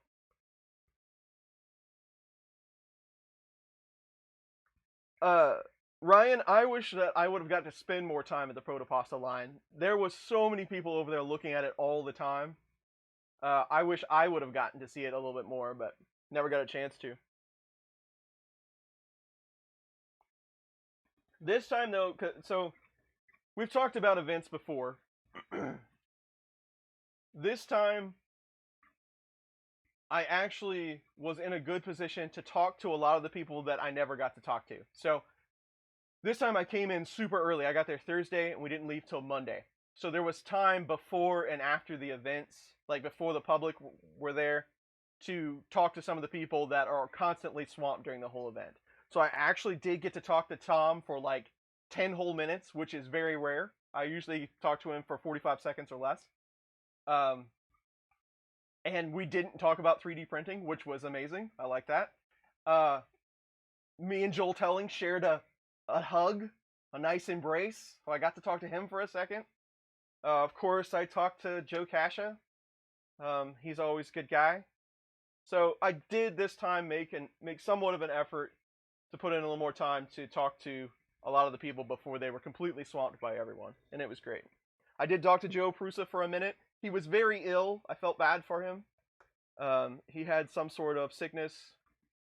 I think I might have said that he had the plague, but he didn't, of course. But I did talk to him for a little bit. And talked with the guys from Slice Engineering. I tell you this. So Slice has always been really good to this channel, and we've been friends back and forth, and they've been great. They're a great company. But they have a new guy, and I don't want to mess this up. I believe his name is Javier. I'll have to check that. But they have a new guy, and he is a riot. He is one of the most entertaining people that I met at the show.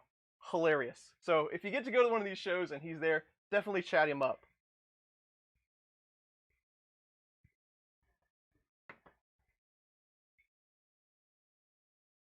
Please tell us the default motion EEPROM values for this. I can get that for you. I wonder how this would do if I pasted it in the chat. Any takers? Probably going to look real terrible. I won't even let me do it. It's way too big. Which values would you like? How about 203, 201, and 205? We could do M92 as well if you'd like.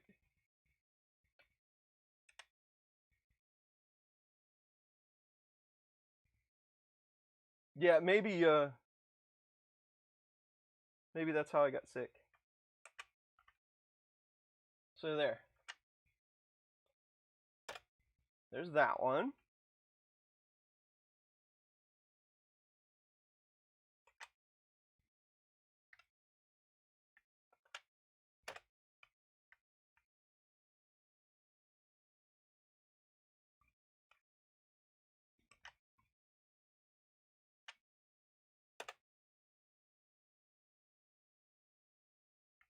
But at least I didn't get sick while I was there. It waited long enough until I got home. Here's 204 if you'd like it.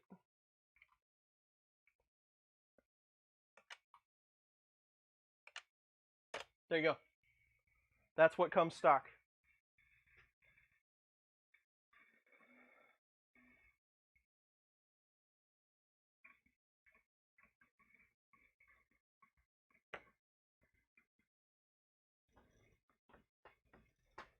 You are suffering from inconsistent extrusion on your artillery? Really? Well, let's just have a look here real quick.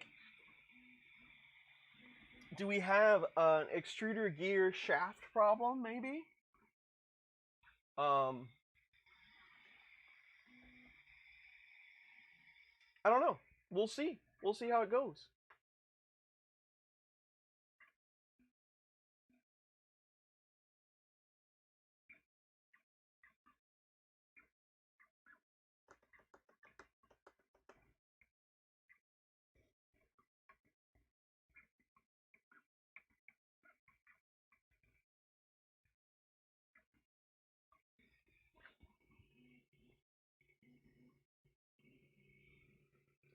We'll just have to see it when it's done, I guess.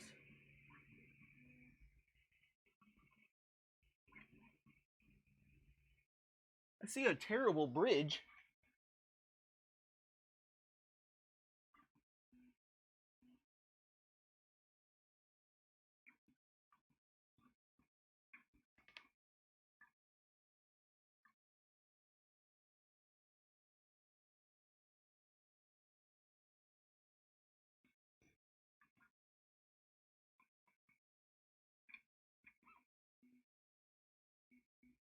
It definitely has some in the infill.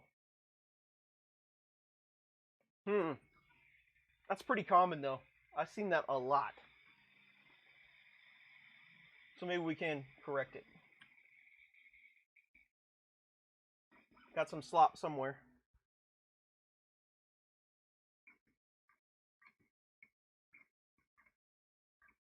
You can hear it.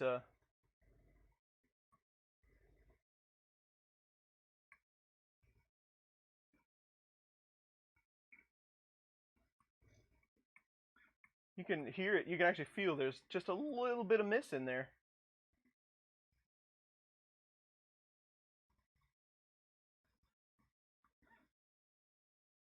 A broken Titan arm? Yeah, that'd do it.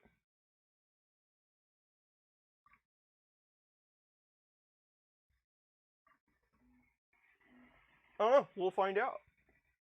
We will see. I can tell you the tension on it is screwed all the way down. I don't like it that the nozzle is so far out either.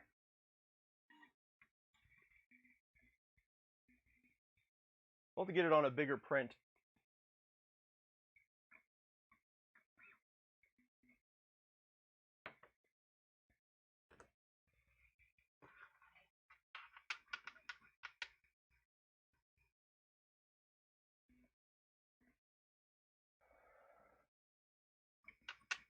Eventually, you know how reviews go. I open a printer and then 6 months later I'll review it. Actually, probably longer than that.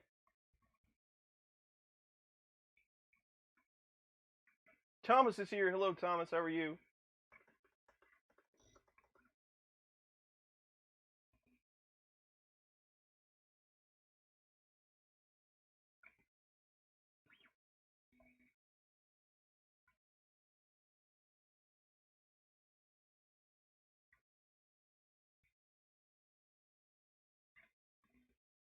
Yeah, we'll see what we can come up with. So there's only a handful of things we can do, right? So if you swapped out the extruder, then you've taken care of that issue. So the biggest things I see is nozzle finish. That also includes the angle that the tip has been machined to, and the actual tip of the nozzle, which there's specifics there. I don't know what kind of nozzle this is. I haven't looked at it yet. Did they give me an extra one? No. And then there is the barrel and the lining. So, and that could be a myriad of things. Is it getting too hot? Is the liner the correct size? Is the liner moving around in there? How far is the barrel inside that heat block? This heat block is tall, so there could be all different kinds of things that could be causing this. So hopefully we can find it. It is pretty inconsistent, I can tell you that.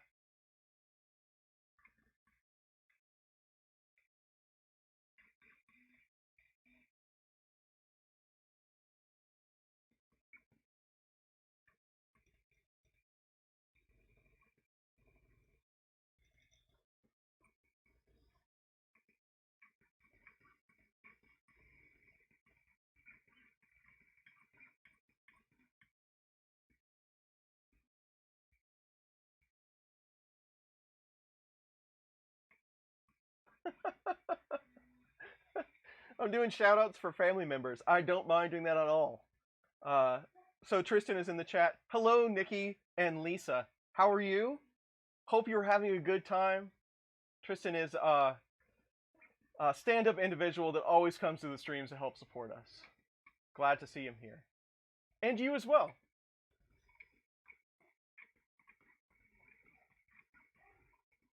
Just in 3D, set heat break with the titanium one, all is well. Cool.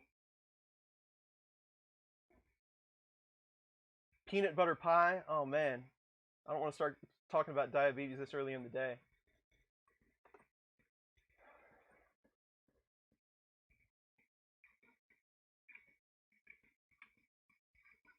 Okay, so then you're going to start talking about heat creep at that point. We'll have a look. We'll see. I'm getting pretty good at diagnosing heat creep, actually, so. That's a square, exactly.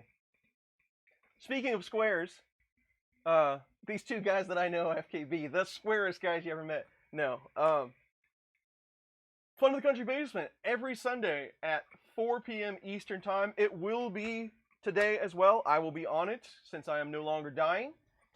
Funinthecountrybasement.com, I believe funcountrbasement.com and funinthecountrybasement.com both work. That will tell you all the information you need to know to find that chat. It is a weekly 3D printing chat. For 2 hours, we talk about 3D printing and who knows what else. There's also FKB Bingo if you'd like to play it. There's a link on that website. This week, it will be on Country 3D Walter's channel. So please join us for that.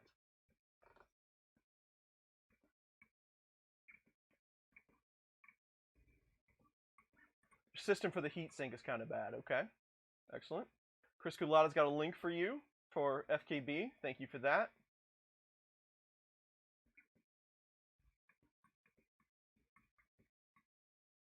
"3D eggs, 3D bacon, huh?"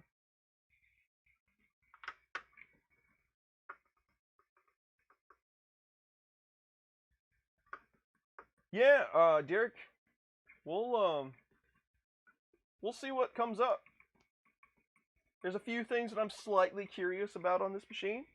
I had to do just a little bit more fixing on it than I would have liked to, but all is well. Everything's fine.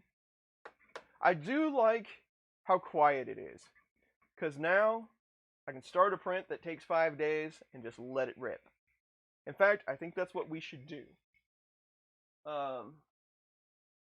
Unfortunately, I don't have anywhere to put it for 5 days.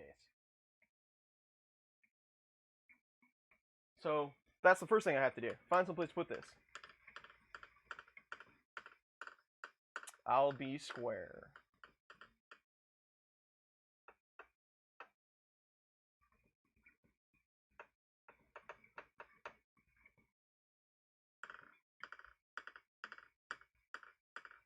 Perfectly acceptable.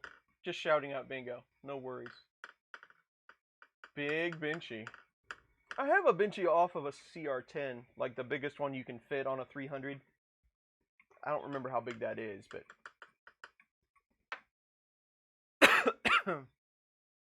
The Benchy contest at Earth. Let's discuss that a moment.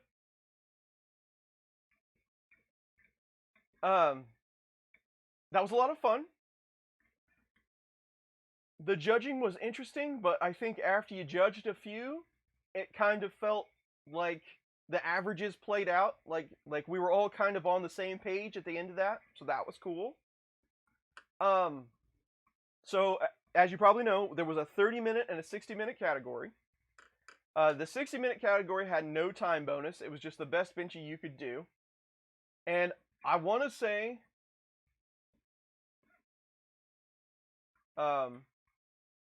a young lady by the name of Devin won that.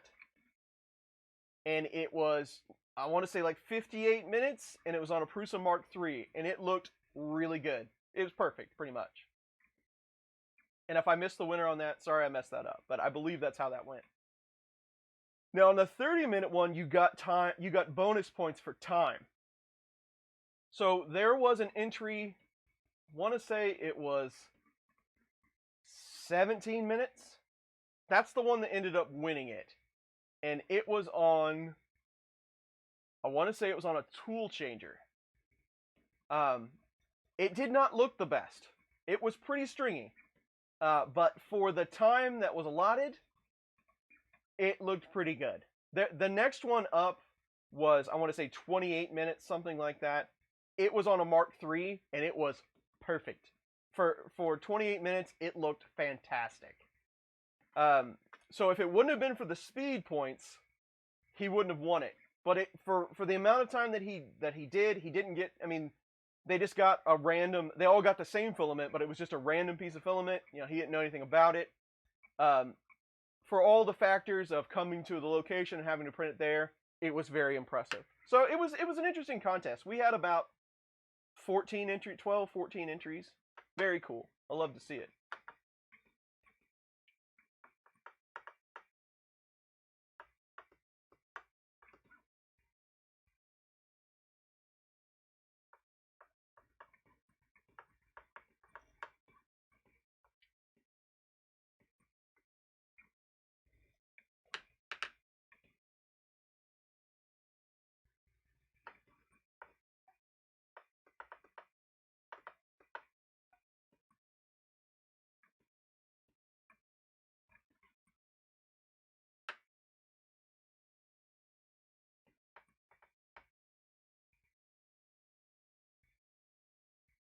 There you go. Thank you, Josh. Yeah, 56 minutes.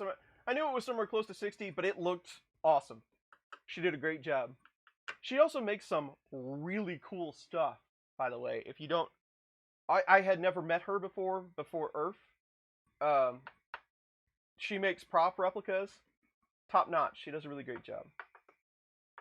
Awkward quiet time is when I'm reading the chat. Sorry.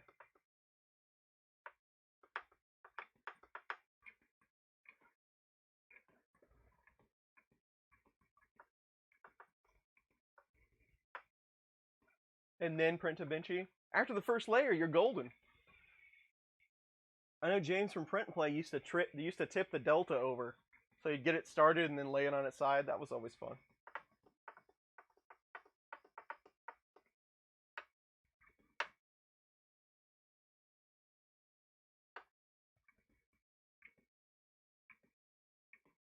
That would be pretty cool if they did a benchy.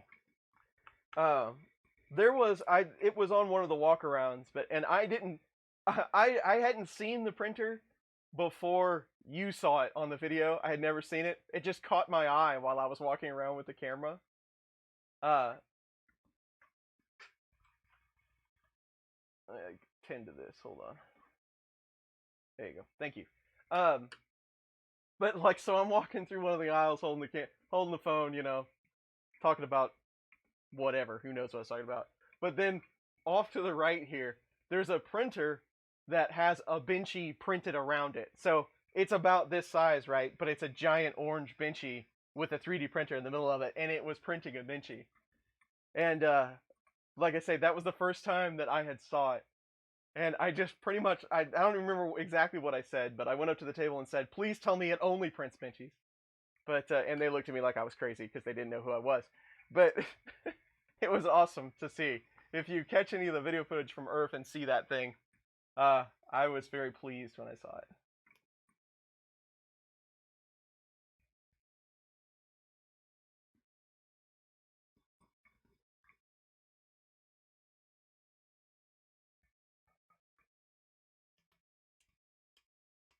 What does M204R mean?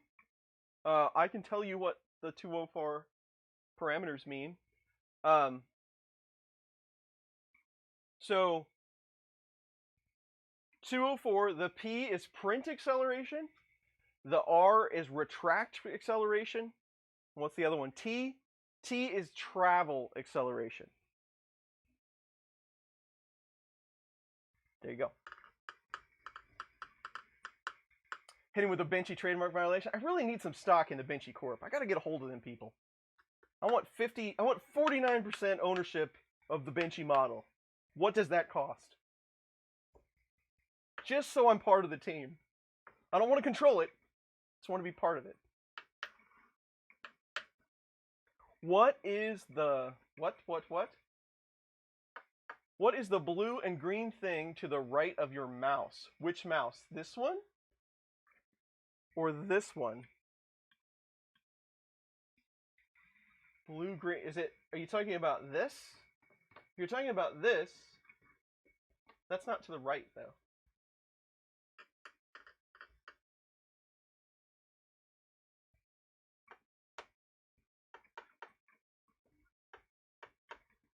I know you are. I still give you well. That's true. Most people know who I am and still look at me crazy. Oh, the printed vise. Yes. This is actually really handy. I use it for PCBs. You just can't get too carried away or you'll melt the vise. But the small PCBs actually work out really well for soldering and such. I use that quite often. It really works good for when you're soldering up stepper drivers. It has been there forever.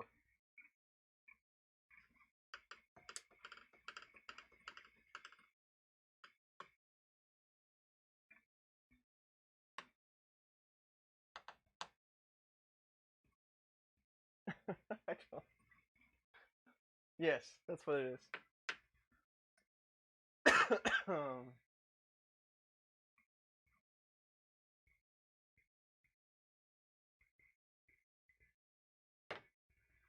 What else? What else? What else? How are we doing? How long's this thing been going?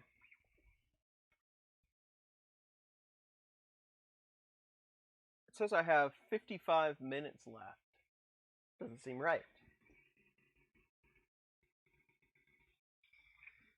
We shall see.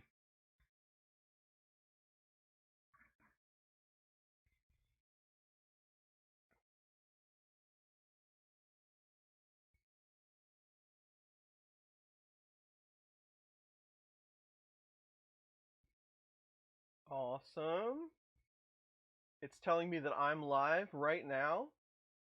That's excellent. So, we still have a few more builds to do. I still have some stuff coming up. Well, I've got like 5 builds, but some of them are scratch builds, so we don't have any. It's not like going to be a review or an unboxing or anything.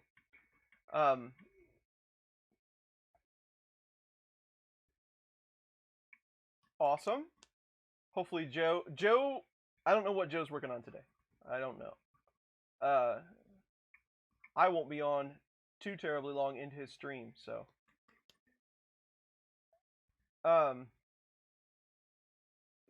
Builds. So, I've got another build coming up after this one. I'm not sure when it's going to be. But then a build after that is kind of a new printer, and I think it's just a box of parts. The creator, I believe, is in Taiwan. Don't remember. I believe he calls it Sketch It, but it's an aluminum frame. I think it's a Core XY type of deal. I think there's a lot of assembly involved. It's kind of evolving as we go. There's a couple people that have them out there already that have already built them. It looks to be a pretty cool kit, but that's going to be a long stream. So I don't know if I'm going to do that on a Sunday. We might have to like break that up, like I do it like Saturday morning and Sunday morning or something like that, because I'm guessing it's going to take a minute to put that thing together. Second, is that I don't fully remember the. I'd have to go look. So yes, I have one of those, and we should be able to put that together sometime soon. So we have some pretty cool builds coming up. Let me see if I can find my info on that. Ernest is a very, very nice person, and he was nice enough to send me one of these kits. And I should have put it together a long time ago to support him. I just don't have the time.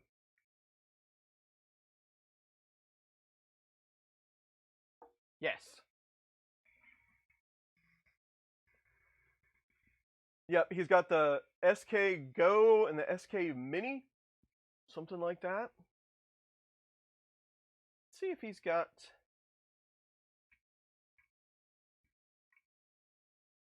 Let's find a link for him, shall we?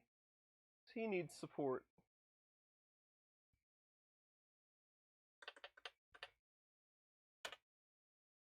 There you go. This is it right here. But we will know more about that in the future. It's going to be good. Excellent, Greg. Good to know that it's on your radar, because I really didn't know anything about it. Eddie Mosier has a farm of these, of the artilleries. Awesome. Chris Culata has one on order. Excellent.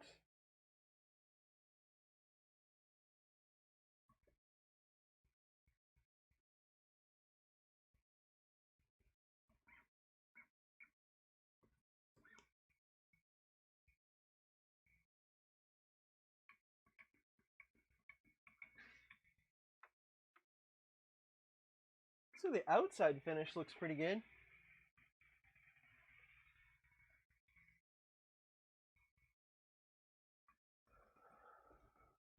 What's the story with Mesh Mixer to get running on laptop? It should just run. I don't know that there's anything you really have to do special.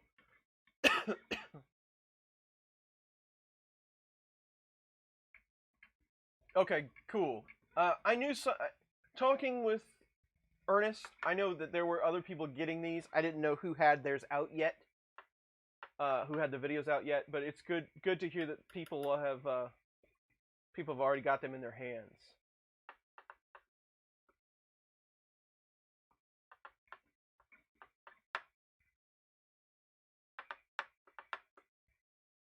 They look pretty cool. It's a pretty cool design. He's making revisions on it constantly, so that's good to see. I don't know that he's even at a 1.0 yet, or he might be still in pre-order. I really don't remember, but it should be good.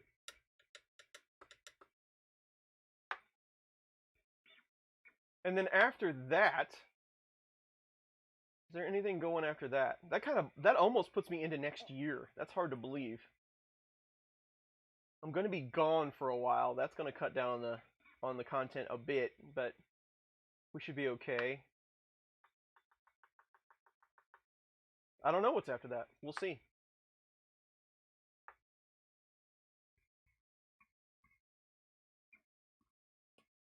Best Benchy he's ever printed.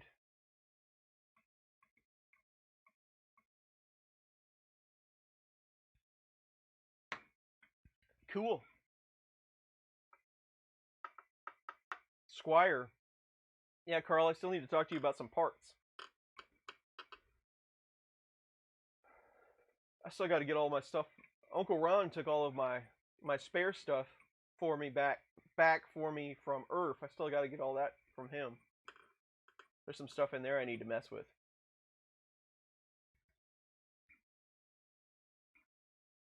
Support is bad. Well, that's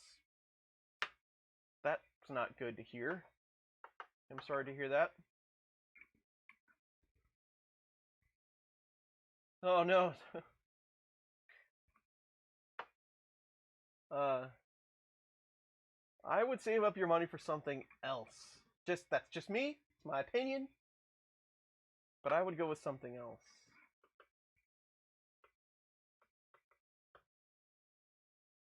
Excellent. Sounds good, Carl. I will attempt to build it. I really will.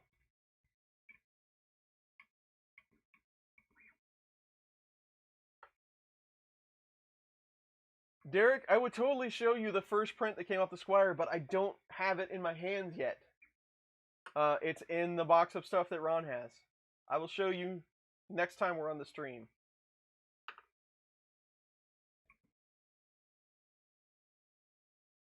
That's true, Jimmy. When it starts snowing, Florida will look pretty good. I have all the parts to build a Core XY too. I totally forgot about that build. I got to get to that. I also have a whole set of exo slides for a Core XY build. So my plan is to build a Hypercube-ish printer. Let's get some of these. Hypercube-ish. And then, after I'm satisfied with that, I want to switch it over to exo slides. And if you don't know what an exo slide is, you are missing out. These are exo slides. Let me find a piece of aluminum and I will demonstrate.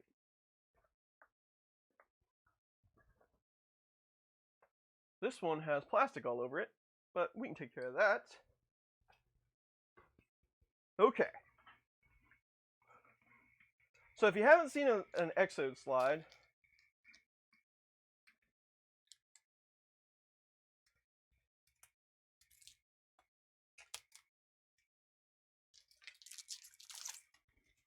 Flamby Web, thank you very much for that comment.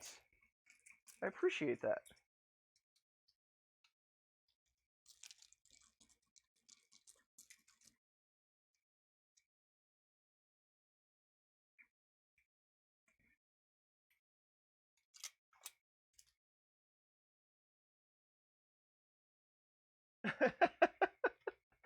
Oh, Chris, man, if you saw this basement.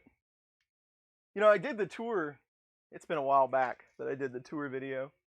Like, that was in the summertime. But that was really clean. I mean, I had worked at that to do that tour. But if you saw it on a regular day, it's just piles of stuff that I haven't got to yet. Like extrusions.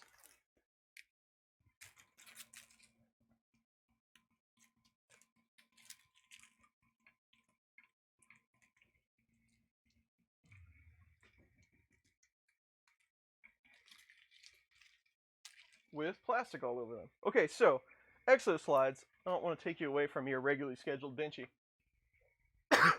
Sorry about the coughing. So they are about the quickest way to build something that you would. So if you went like so if you had an extrusion printer, especially something like a cube based, hypercubed, you wanted to go Core XY, something you expected to be very fast, you'd probably typically go straight to linear rails, right? But you have to pay for linear rails, and you have to get them lined up just right. And there's a little bit, I don't want to say learning curve, but to use rails properly, you got to work at it a little bit the first time out. It's not like it's difficult, but there's a bit to know. So if you have an exo slide, you can pair these up. You use like 4 of them on one side to form a box, right? So that gives you your stability, and these come in all different sizes and shapes. So you'd have another one on the bottom here. So that would give you the stability on one side, and then you would just have one on the other side because this is actually locked around the extrusion. So you mount these up, and he sells kits. I think like a full hypercube kit is like $160 or something compared to a rail. But then those, I don't know how tight this one is.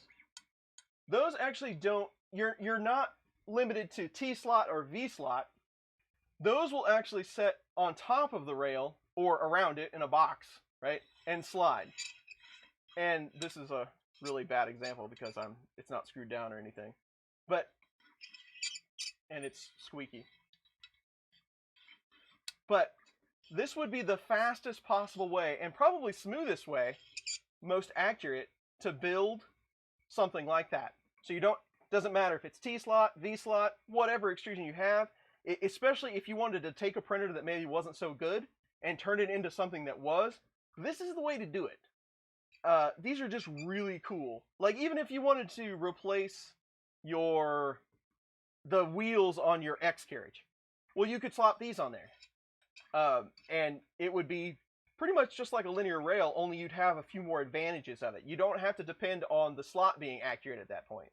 Really cool things. So, and they're like molded Teflon or whatever, so they're really, really rigid. But that's my intention. I would like to go ahead and build the hypercube as intended, a version of the hypercube, and then after I was satisfied with that, switch it over to exo slides just to see what we did. Just to see what the build was like. So I have that. I have full intentions of doing that as well.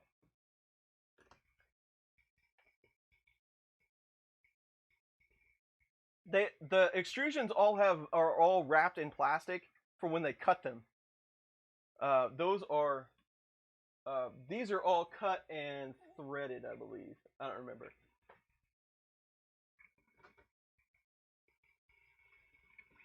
Exactly. You slap it on Ender 3. It's really versatile. I enjoy it, and it's not very expensive. These are like $10 a piece, I think. A little less than $10 a piece. So depending on what you want to do, you could just buy a handful of them. Way easier than messing with a rail.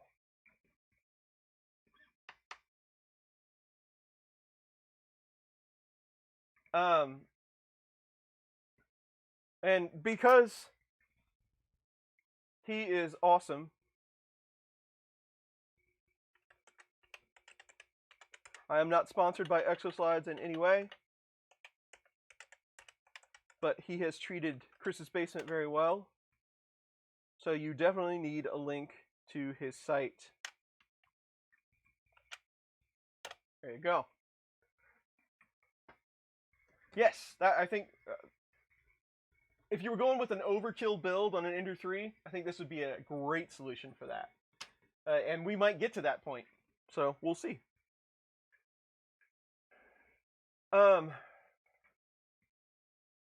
So we've got that.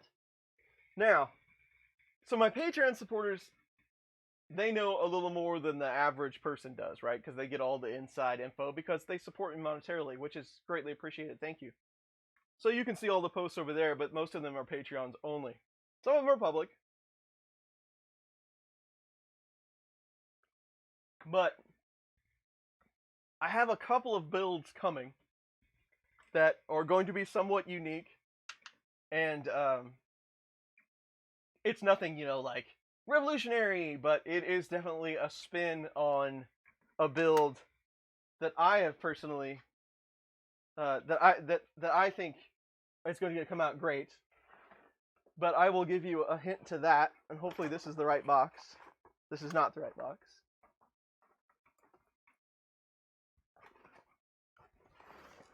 So there's going to be 2 of these builds. Some of you know about them already.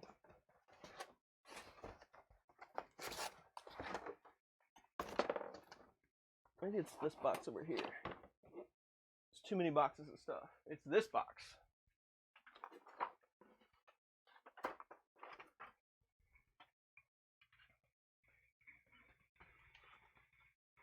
But I am going to build the orangest Prusa bear you have ever seen in your life. There will be nothing on it except screws that won't be orange. It's going to be blinding. It's going to be hideous. And I'm really going to enjoy it. So I have almost all the parts for that build. I need a handful of things. And then I can start on that one. I think that will be an evening build. I think we should do it like midweek. Do it a couple hours a night. Build slow. Should be good. Paint the screws. If I could find somebody that would anodize some orange screws orange for me, I would totally do that.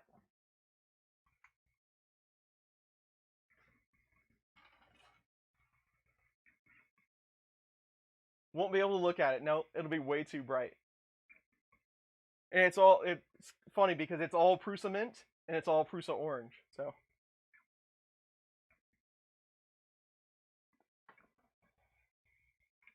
I wonder how close to a color I could get. I do need employees. That would be excellent. If I just got paid more. We'll have to see if I can find... That would be pretty cool if I could find some that were the correct size that I needed for the build. Because that's one of the nice things about the bear kits, right? Is they give you all the parts you need. But they're not the correct color.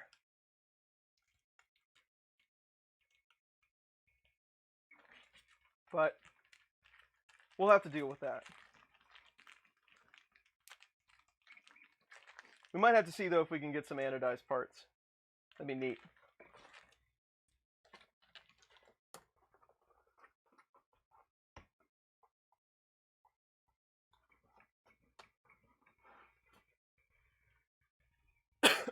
For attaching the Exoslide, I believe they are M4, yes.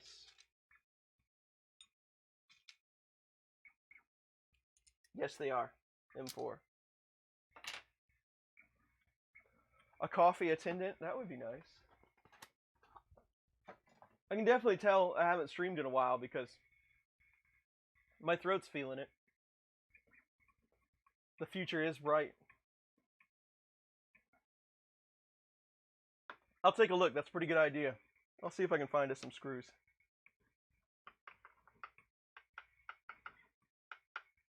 Getting paid more is the story of all of our lives. No kidding.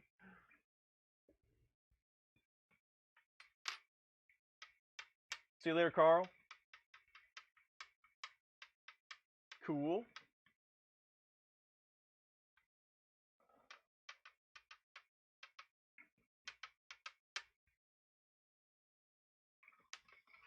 AliExpress. I tell you what, I get lost on AliExpress. I love it so much. And there's so many weird things on there. Just looking at the homepage.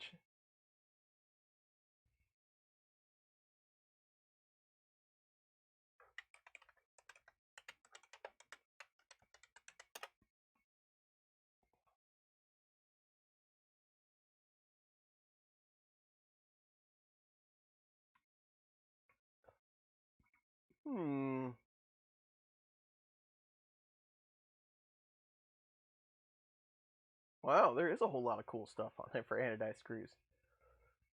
Now if I could get some of those, if I could get some anodized angle brackets. Anodized.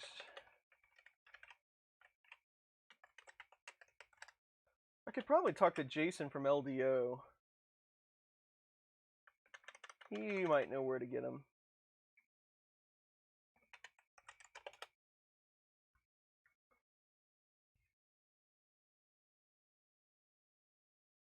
We'll have to see. That would be super cool. Kind of excited about that.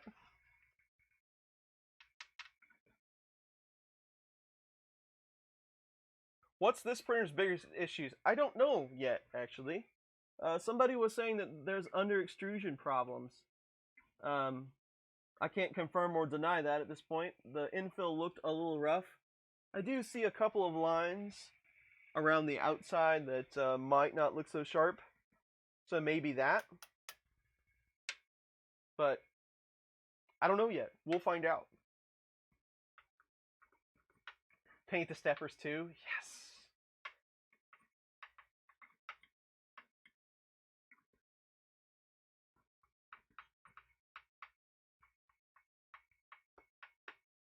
That would be really cool. Now we're going to take this way too far. I don't know, the black, I mean, it would be really cool if it was all orange, even, you know, you had orange stepper cases. That'd be amazing. But I get a little giddy just thinking about it right now. But even if it was, you know, if you had the black brackets and the black motors, that would be still pretty cool, but not as amazing as complete orange.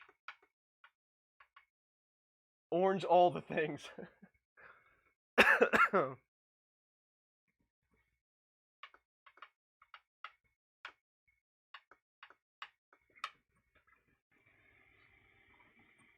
There's definitely some stringing in the middle there.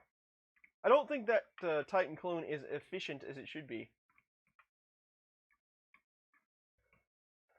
I can hear it clack. It's got like just a little bit of a slap in there that you can hear. Gonna have black belts anyway, like a ninja. E-steps need to be tweaked? Well, we can take a look at that. Maybe we'll look at that during FKB. It has just a little bit of roughness when it retracts. Just a little. What's a 3-to-1 on a direct drive? Like 415? Somewhere in that ballpark? Powder coating, that'd be great. I've threatened to do that before. It's like, you know what? We should just start powder coating.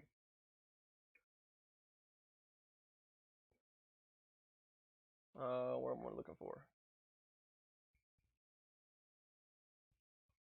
What is it set to? It is set to 445. I don't know. Seems a little high to me, but what do I know? We can check it.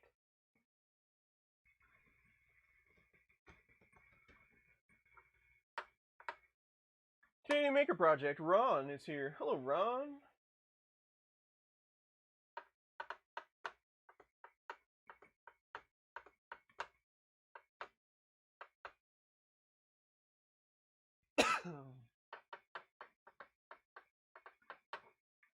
Swamp Moss Green Bear. There you go. Oh, another project I completely forgot about was the printer bot rebuild.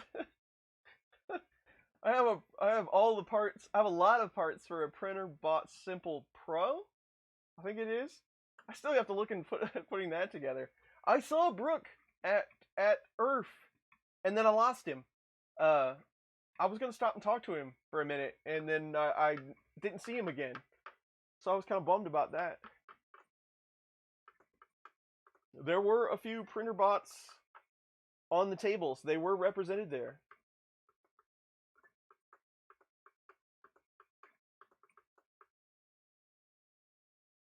Black printed parts for the anti-Prusa. Well, there's going to be another bear build, but I'm not going to spoil all of that. That's not the orange bear build. That's going to be quite a bit later, I believe.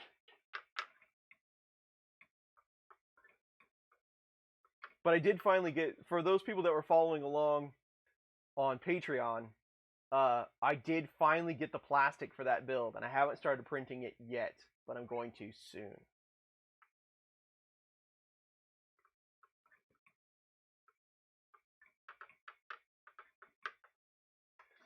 Somebody said that this was a volcano-ish block, which I guess it kinda is. It doesn't look near as big as a volcano block. Do I have a volcano block somewhere?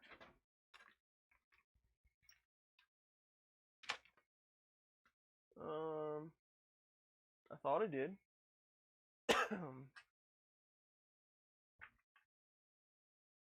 Let's see.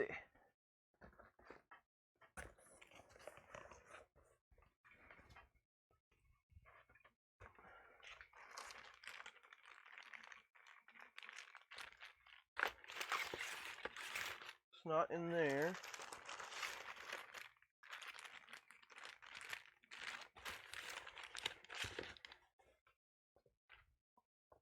I thought there was one sitting around here someplace.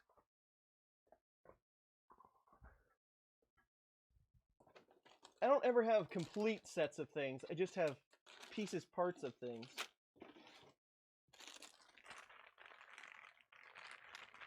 It should be in a package. There's one. It should be in a package with a bright orange sock, shouldn't it?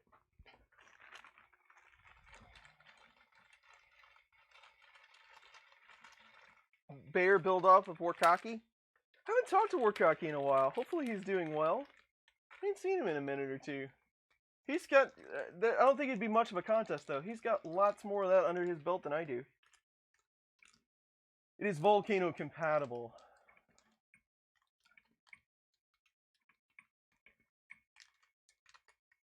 Martin is here. He is, I met him in person finally at Earth.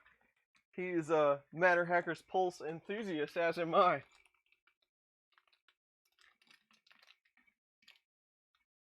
Yeah, so it's not near as big as an actual volcano block. It's probably 10 millimeters narrower. Melt zone is too big. Alrighty.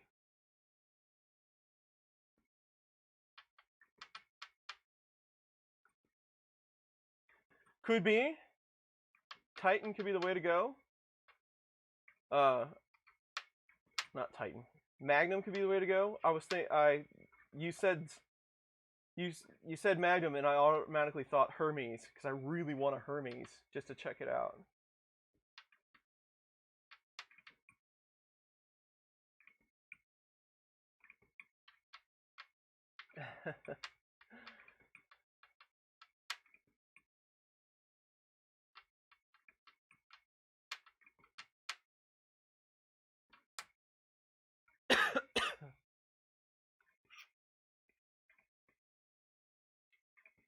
Hermes looks real cool.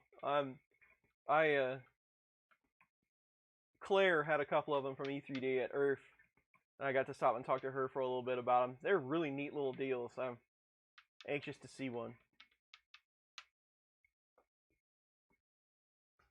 And supposedly the price point is going to be better, because they're using some molded parts now and such. So that's always good to hear.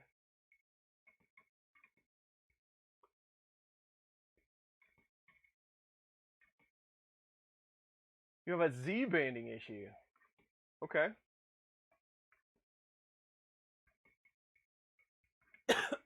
We can test that.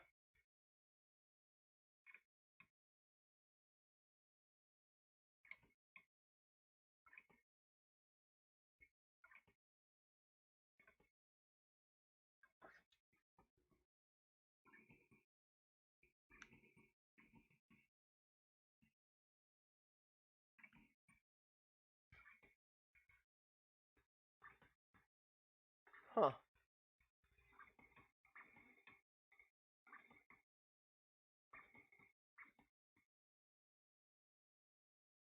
Just from the chat today, there seems to be quite a bit of community talk on the Sidewinder.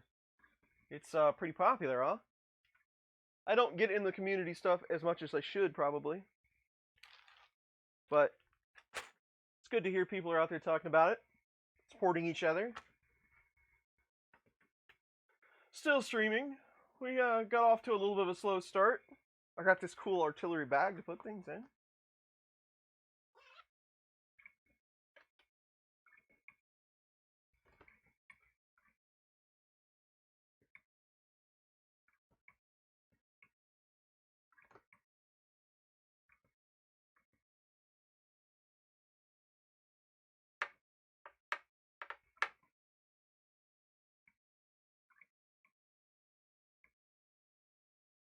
Now that, with the discussion that's going on, now I'm kind of anxious to take it apart.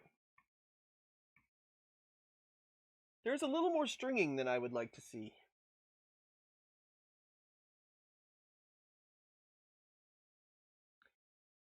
One of my first questions is, though, are they using, I don't know, the longer nozzles like a volcano would?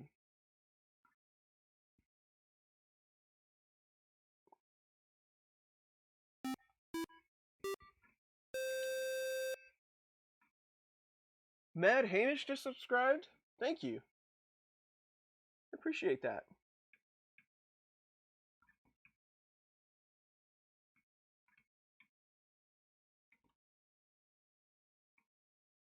Definitely has some sloppiness to it.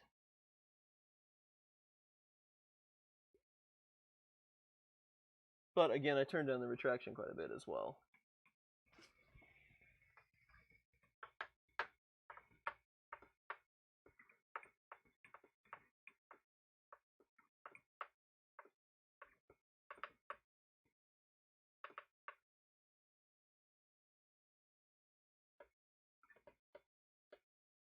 Yes, there should be a Prusa Mini coming. Yes. This is an old version. I have had it for a while.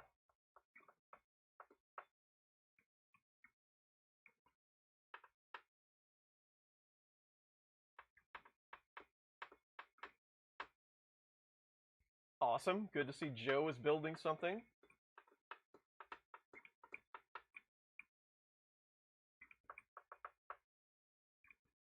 I didn't know artillery made more than one machine. Do they have a handful of machines now?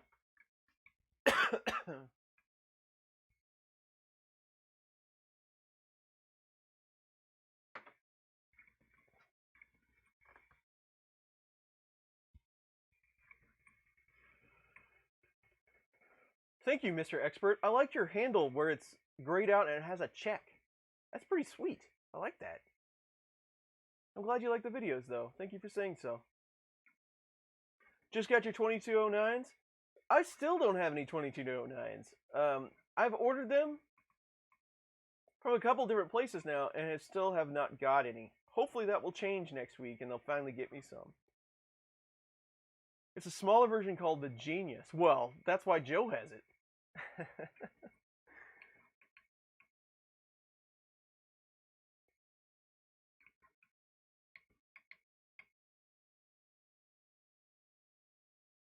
Okay.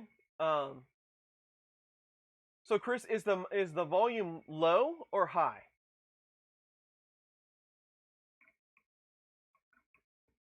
Came with your legend.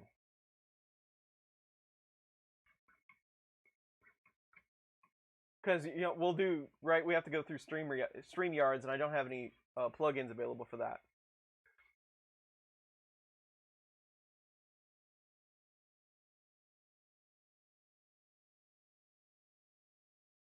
Expert, it's low, huh?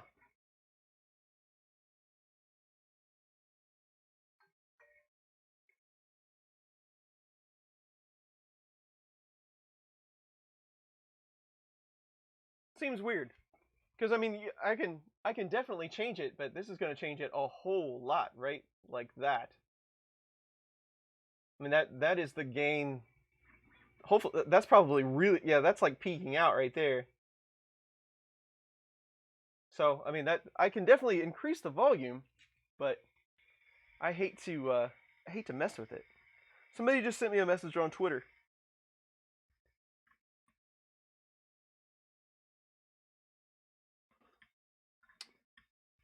Oh, James is printing uh, benchies on cherry. Hopefully that wasn't a secret, James. Sorry about that. I should not read my twits on on a live stream. Sorry, James. No one here will tell. I promise. uh, yeah. Well, we'll get on and test it before. Oh, Walter sent me one. Gotcha. Well, cool.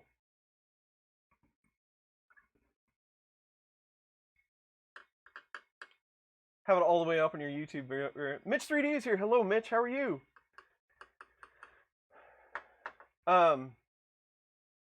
Yeah. So what I ended up doing for audio, I was trying to get it a little more consistent. So before, when I was editing audio, I was using some of the plugins. I had it going through a mixer into an analog jack in the back of the computer. Okay.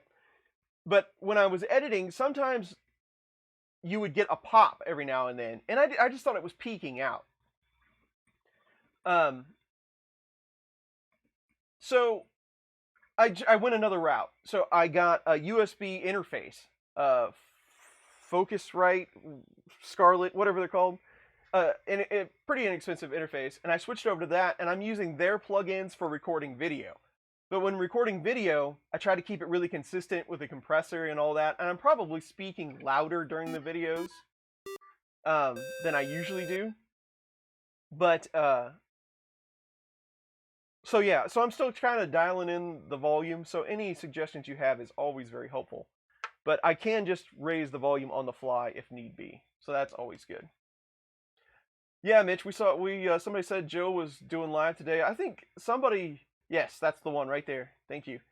Somebody said, uh, like, I saw an email or something. Tom was going to do a Patreon. He had a Patreon live stream at some point this weekend, I believe, as well. So all kinds of live streams if you're in the 3D printing stuff. Brian, 3D Print Creators here. Hello, how are you?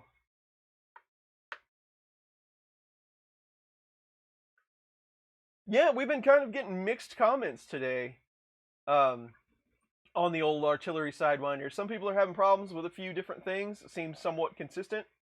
But then other people seem to say that this thing's just all right. So we'll see. We'll abuse it for a while and see what we do.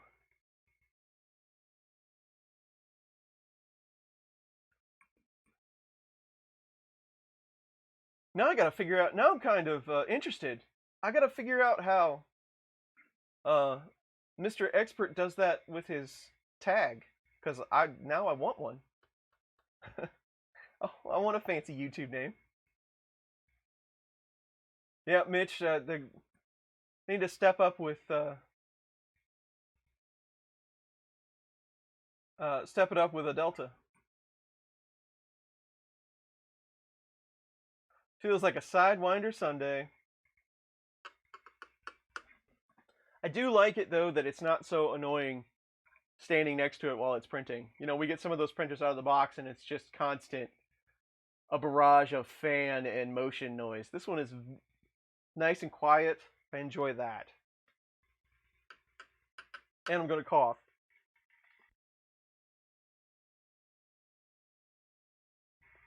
Still not, I'd say I was 90% better. Still feel kind of crappy. That is the verified check mark. Excellent. I did not know that.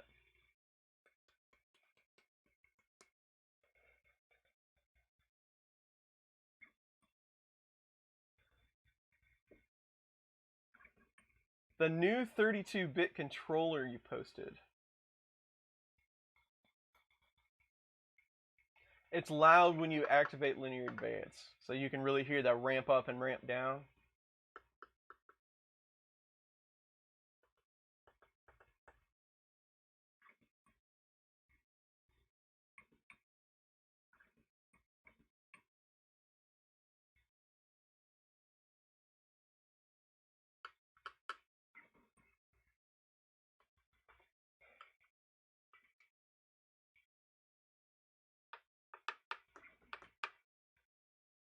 Well, then there's a new goal, Walter. I have to get the verified checkmark from YouTube so I get a cool handle.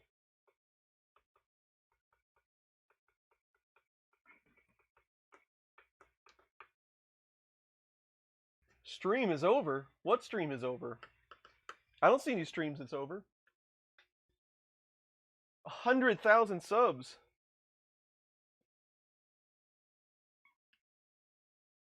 I'm definitely not there yet.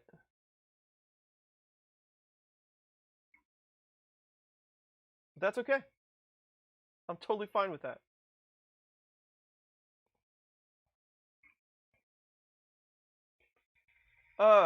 Michael Mullins. For some reason, I already thought that you were one of my supporters. But you are now. And I highly appreciate that.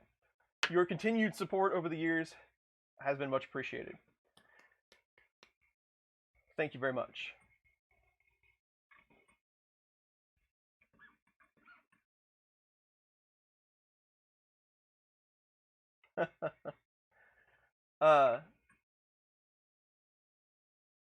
Steven, so I've said this before, and I'll say it many, many times over our span of time that we have together, but I don't have a ton of subscribers. I mean, I have a lot, and I appreciate all that I have.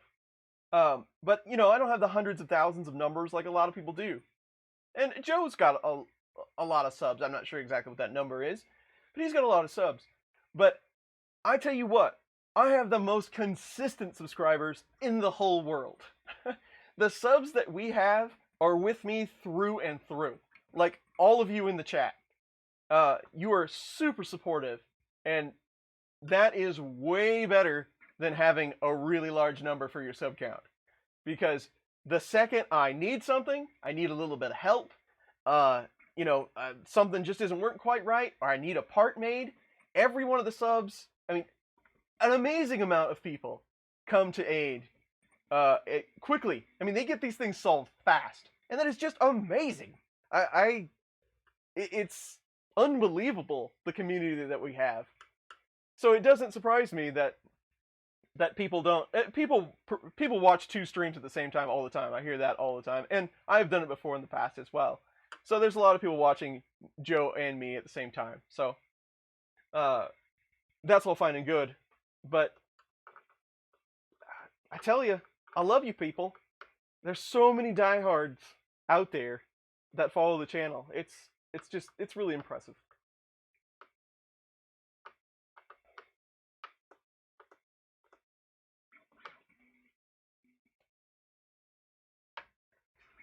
$52,000. See, Joe's up there, man. But Joe, you gotta love Joe, though. I mean, that's what Joe's just a really cool guy. He's gonna have a lot of subs. Yes, Mad Mike. I didn't know if you wanted me to relate those two things, but I have caught you on your personal account before, so I put those together. But thank you very much for the support. Go Pack! Yes, Joe was at Earth. We had some lunch one day and stood outside and talked for a moment. Joe's good people.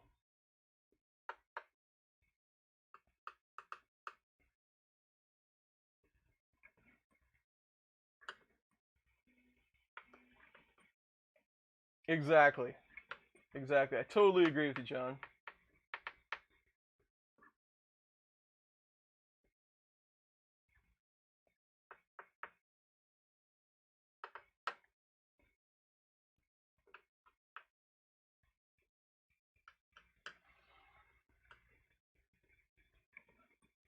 Oh, I'm sure there is. You know, and Ryan, I've often wondered that because there are so many 3D printing channels out there, and not only 3D printing channels. You know, I am a dedicated 3D printing channel, but there are a lot of large channels that use 3D printing regularly, or you know, might do an occasional 3D printer review, and that have really large channels.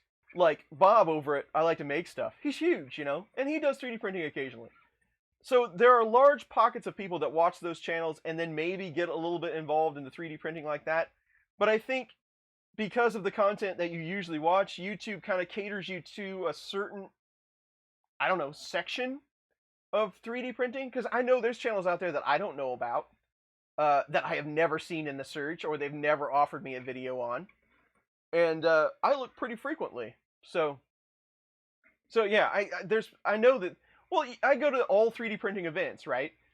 There's a ton of people that have no idea who I am, that have never seen any of the YouTube content. But you know, it's not YouTube centric. It's 3D printing.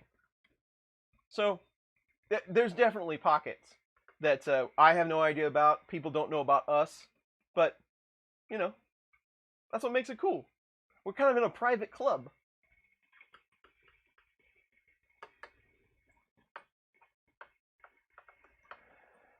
Yeah, Joe needs to work on the ponytail for sure.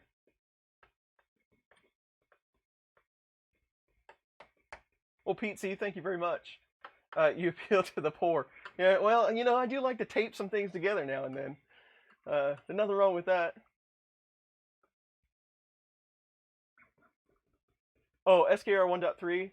I do have an assembly video on that, Mitch. Like, well, not an assembly, but you know, how to get the firmware set up and everything. But it's focused on Atom. I would definitely go the VS Code route now if I were doing it again. But I should have some more SKR content coming up soon, I hope. If you need to know anything. Yes, Joe is 3D Maker Noob. Joe Noob, as I call him, only that's not his last name. But Joe Noob.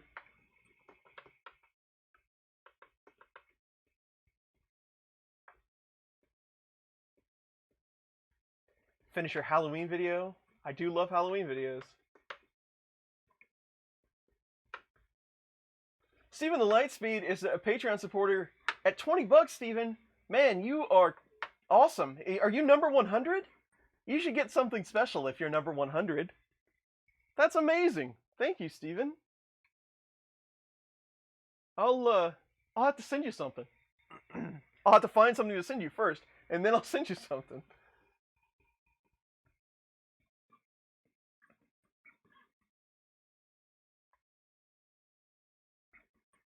Yeah, and that's probably. I mean, I don't know the trend, right? Because I live in the United States. Of course, most of my watch time comes from the United States. I've taken a peek at that before. But yeah, I mean, different countries. It just seems to. I don't know, you know, the demographic. I don't know how. YouTube's a mystery to me. I don't know how all of that pans out, how all that's added up. I think it's a mystery to all of us.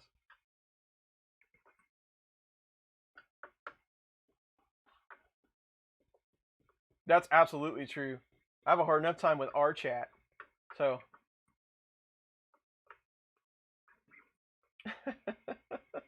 That is a pretty funny story that 3D Maker Noob tells about Prusa. That was funny.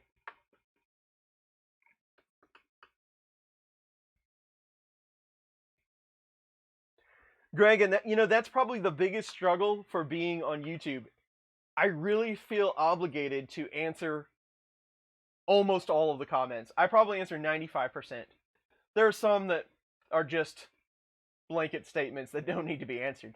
But I feel obligated to get to all the comments, and it might take me weeks to get there, but I try to get to all of them. At some point, you can't do that anymore. I don't know what that point is, but I struggle with it a bit. But I really like talking. I mean, I like communicating with the community, with people that watch the content. You're the one that watches it. It's getting made tailored for you. So I am interested in what you have to say.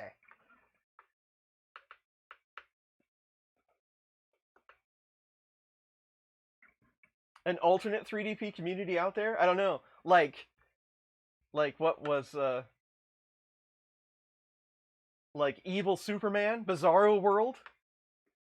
Could be.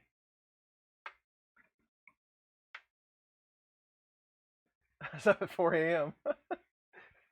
Well, thank you, Steven.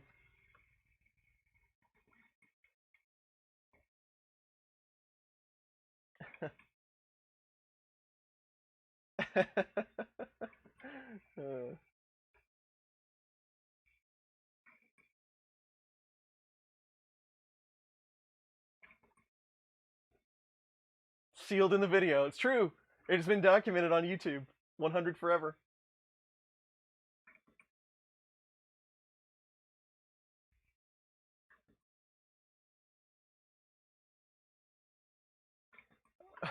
What now? I just started a 6-hour print, a 150 by 150, 6-compartment tool tray. Homemade printers are pants. And I'm not trying to make fun of you or not. And I'm not trying to make fun of you at all, because I know that was probably a mistype. But I really like the statement, homemade printers are pants. Well, thank you, Greg.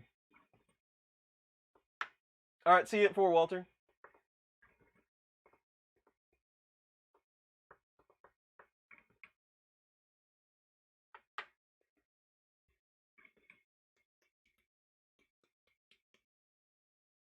I try to keep consistent. You know, the biggest reason. So, the first couple of years that I did YouTube, I was doing 2 videos a week.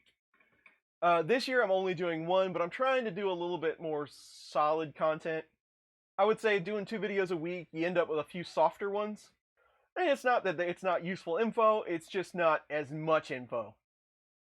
So I'm trying to do a little bit more, not even advanced, just comprehensive stuff. So I've tried to work on that. But yes, I've tried to stay super consistent, because I think if I didn't do something every week, then I'd just stop doing it. If I put it off once, then I'd probably just, well, you know, I didn't do anything last week, so I guess it's okay, I won't do anything this week. So just personally, if I don't stay consistent, I think it would just go off the rails, and then I'd stop doing it.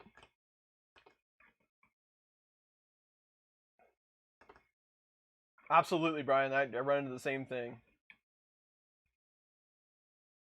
Me and Joe, we're linked.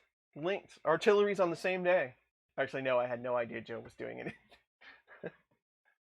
We're off the top of the benchy. Sorry, y'all. Thank you for letting me know that. There you go.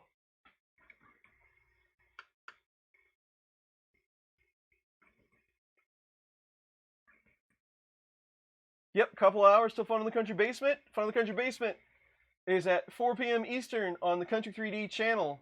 Walter will be hosting today. Come join us for a 2-hour chat. It'll be good times.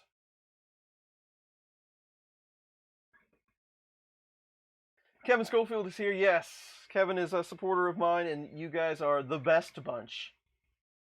No matter how strange you are, you're the best.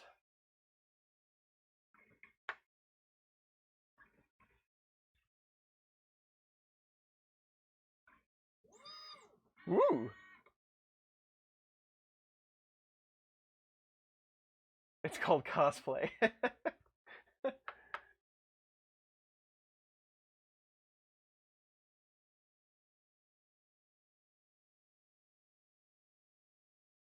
What's my favorite underground? There's a couple of channels that I really dig. John, and he was in here. Robot Hut. I don't know if he's underground. I think he's actually had quite a bit of success on YouTube. John makes some of the coolest 3D printed toys and such. Like, he does a lot of replicating older toys, but then brings it to 3D printing. That's one of my favorite channels to watch. If I'm not doing anything, a lot of time I'll go check out, and he puts videos out regularly. So if I'm not doing anything, a lot of time I'll just go check out and see what he's done, because a lot of that stuff is cool. I wish I had time to make more of his projects. And there's also another channel that I really dig. Joe stealing my views. He can't steal anything from us, Scott. He can't. No.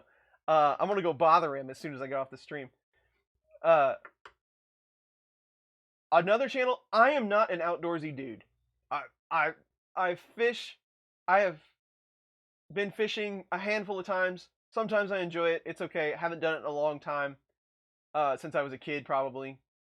Maybe a couple of times as an adult. I don't hunt. I don't do outdoor things. I am an indoor person. But Elliot at Revamped Outdoors, he does a lot of like fishing lures. He'll like make parts, a cup holder for his tractor. He does all kinds of 3D printing projects and is extremely entertaining. So that is one of my other probably lesser known YouTube channels that I like to watch. Elliot is the man. So if you want a wider range of 3D printing content, go check those two out.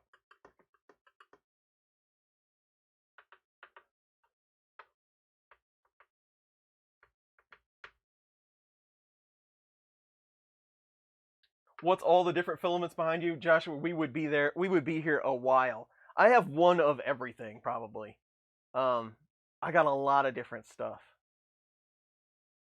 So, yeah, that would be a whole video right there. I think you can search Robot Hut. That'll get you to John's channel.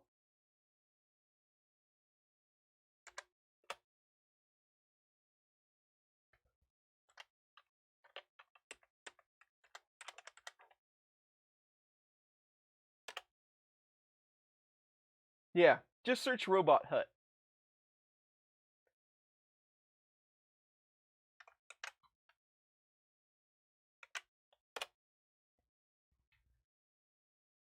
Okay, benchy time. So this is going, of course I picked a terrible, wait a second, did this actually cool down when it stopped? No, it's just taking forever to cool down. And it stuck really good. Yeah, he was at Murph 19. Got to meet him in person. That was fun. Elliot was, from Revamped Outdoors. Okay, so this is probably the worst decision that we could have made on color as far as seeing this on camera. But we'll do what we can. See if we can get some of the lighting turned down a bit so we can actually see it.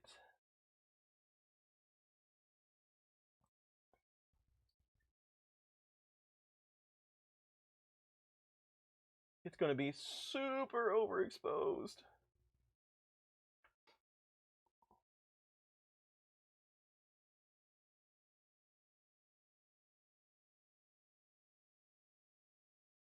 Okay, you can kind of see it now that we've turned it down a bit.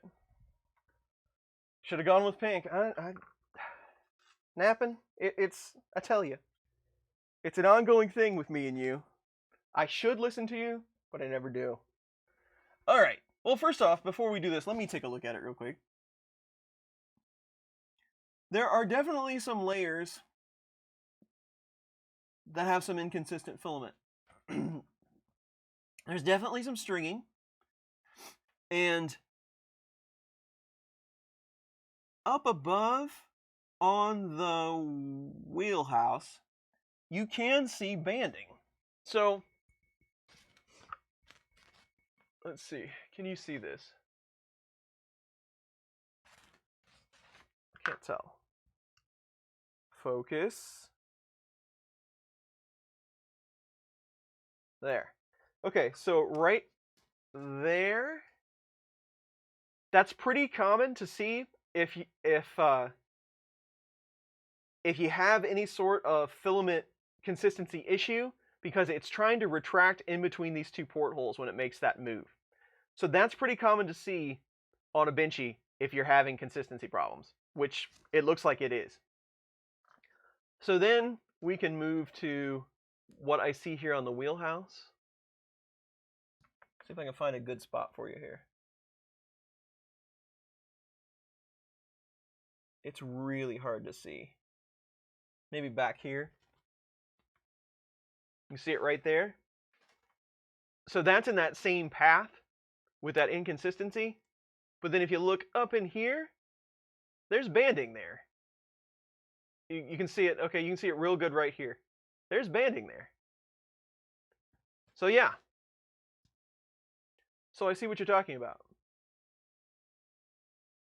We've got some stringing. Again, I set the retraction real low.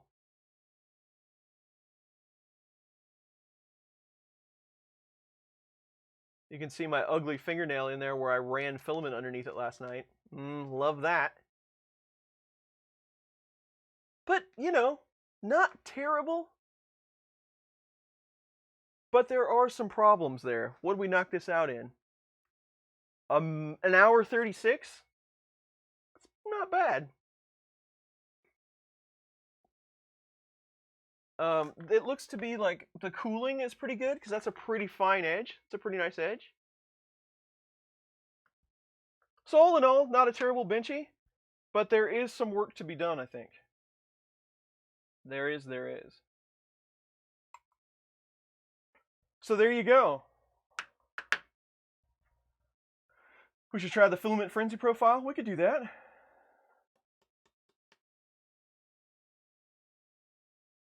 See you later, Elf Pimp. Thanks for coming today.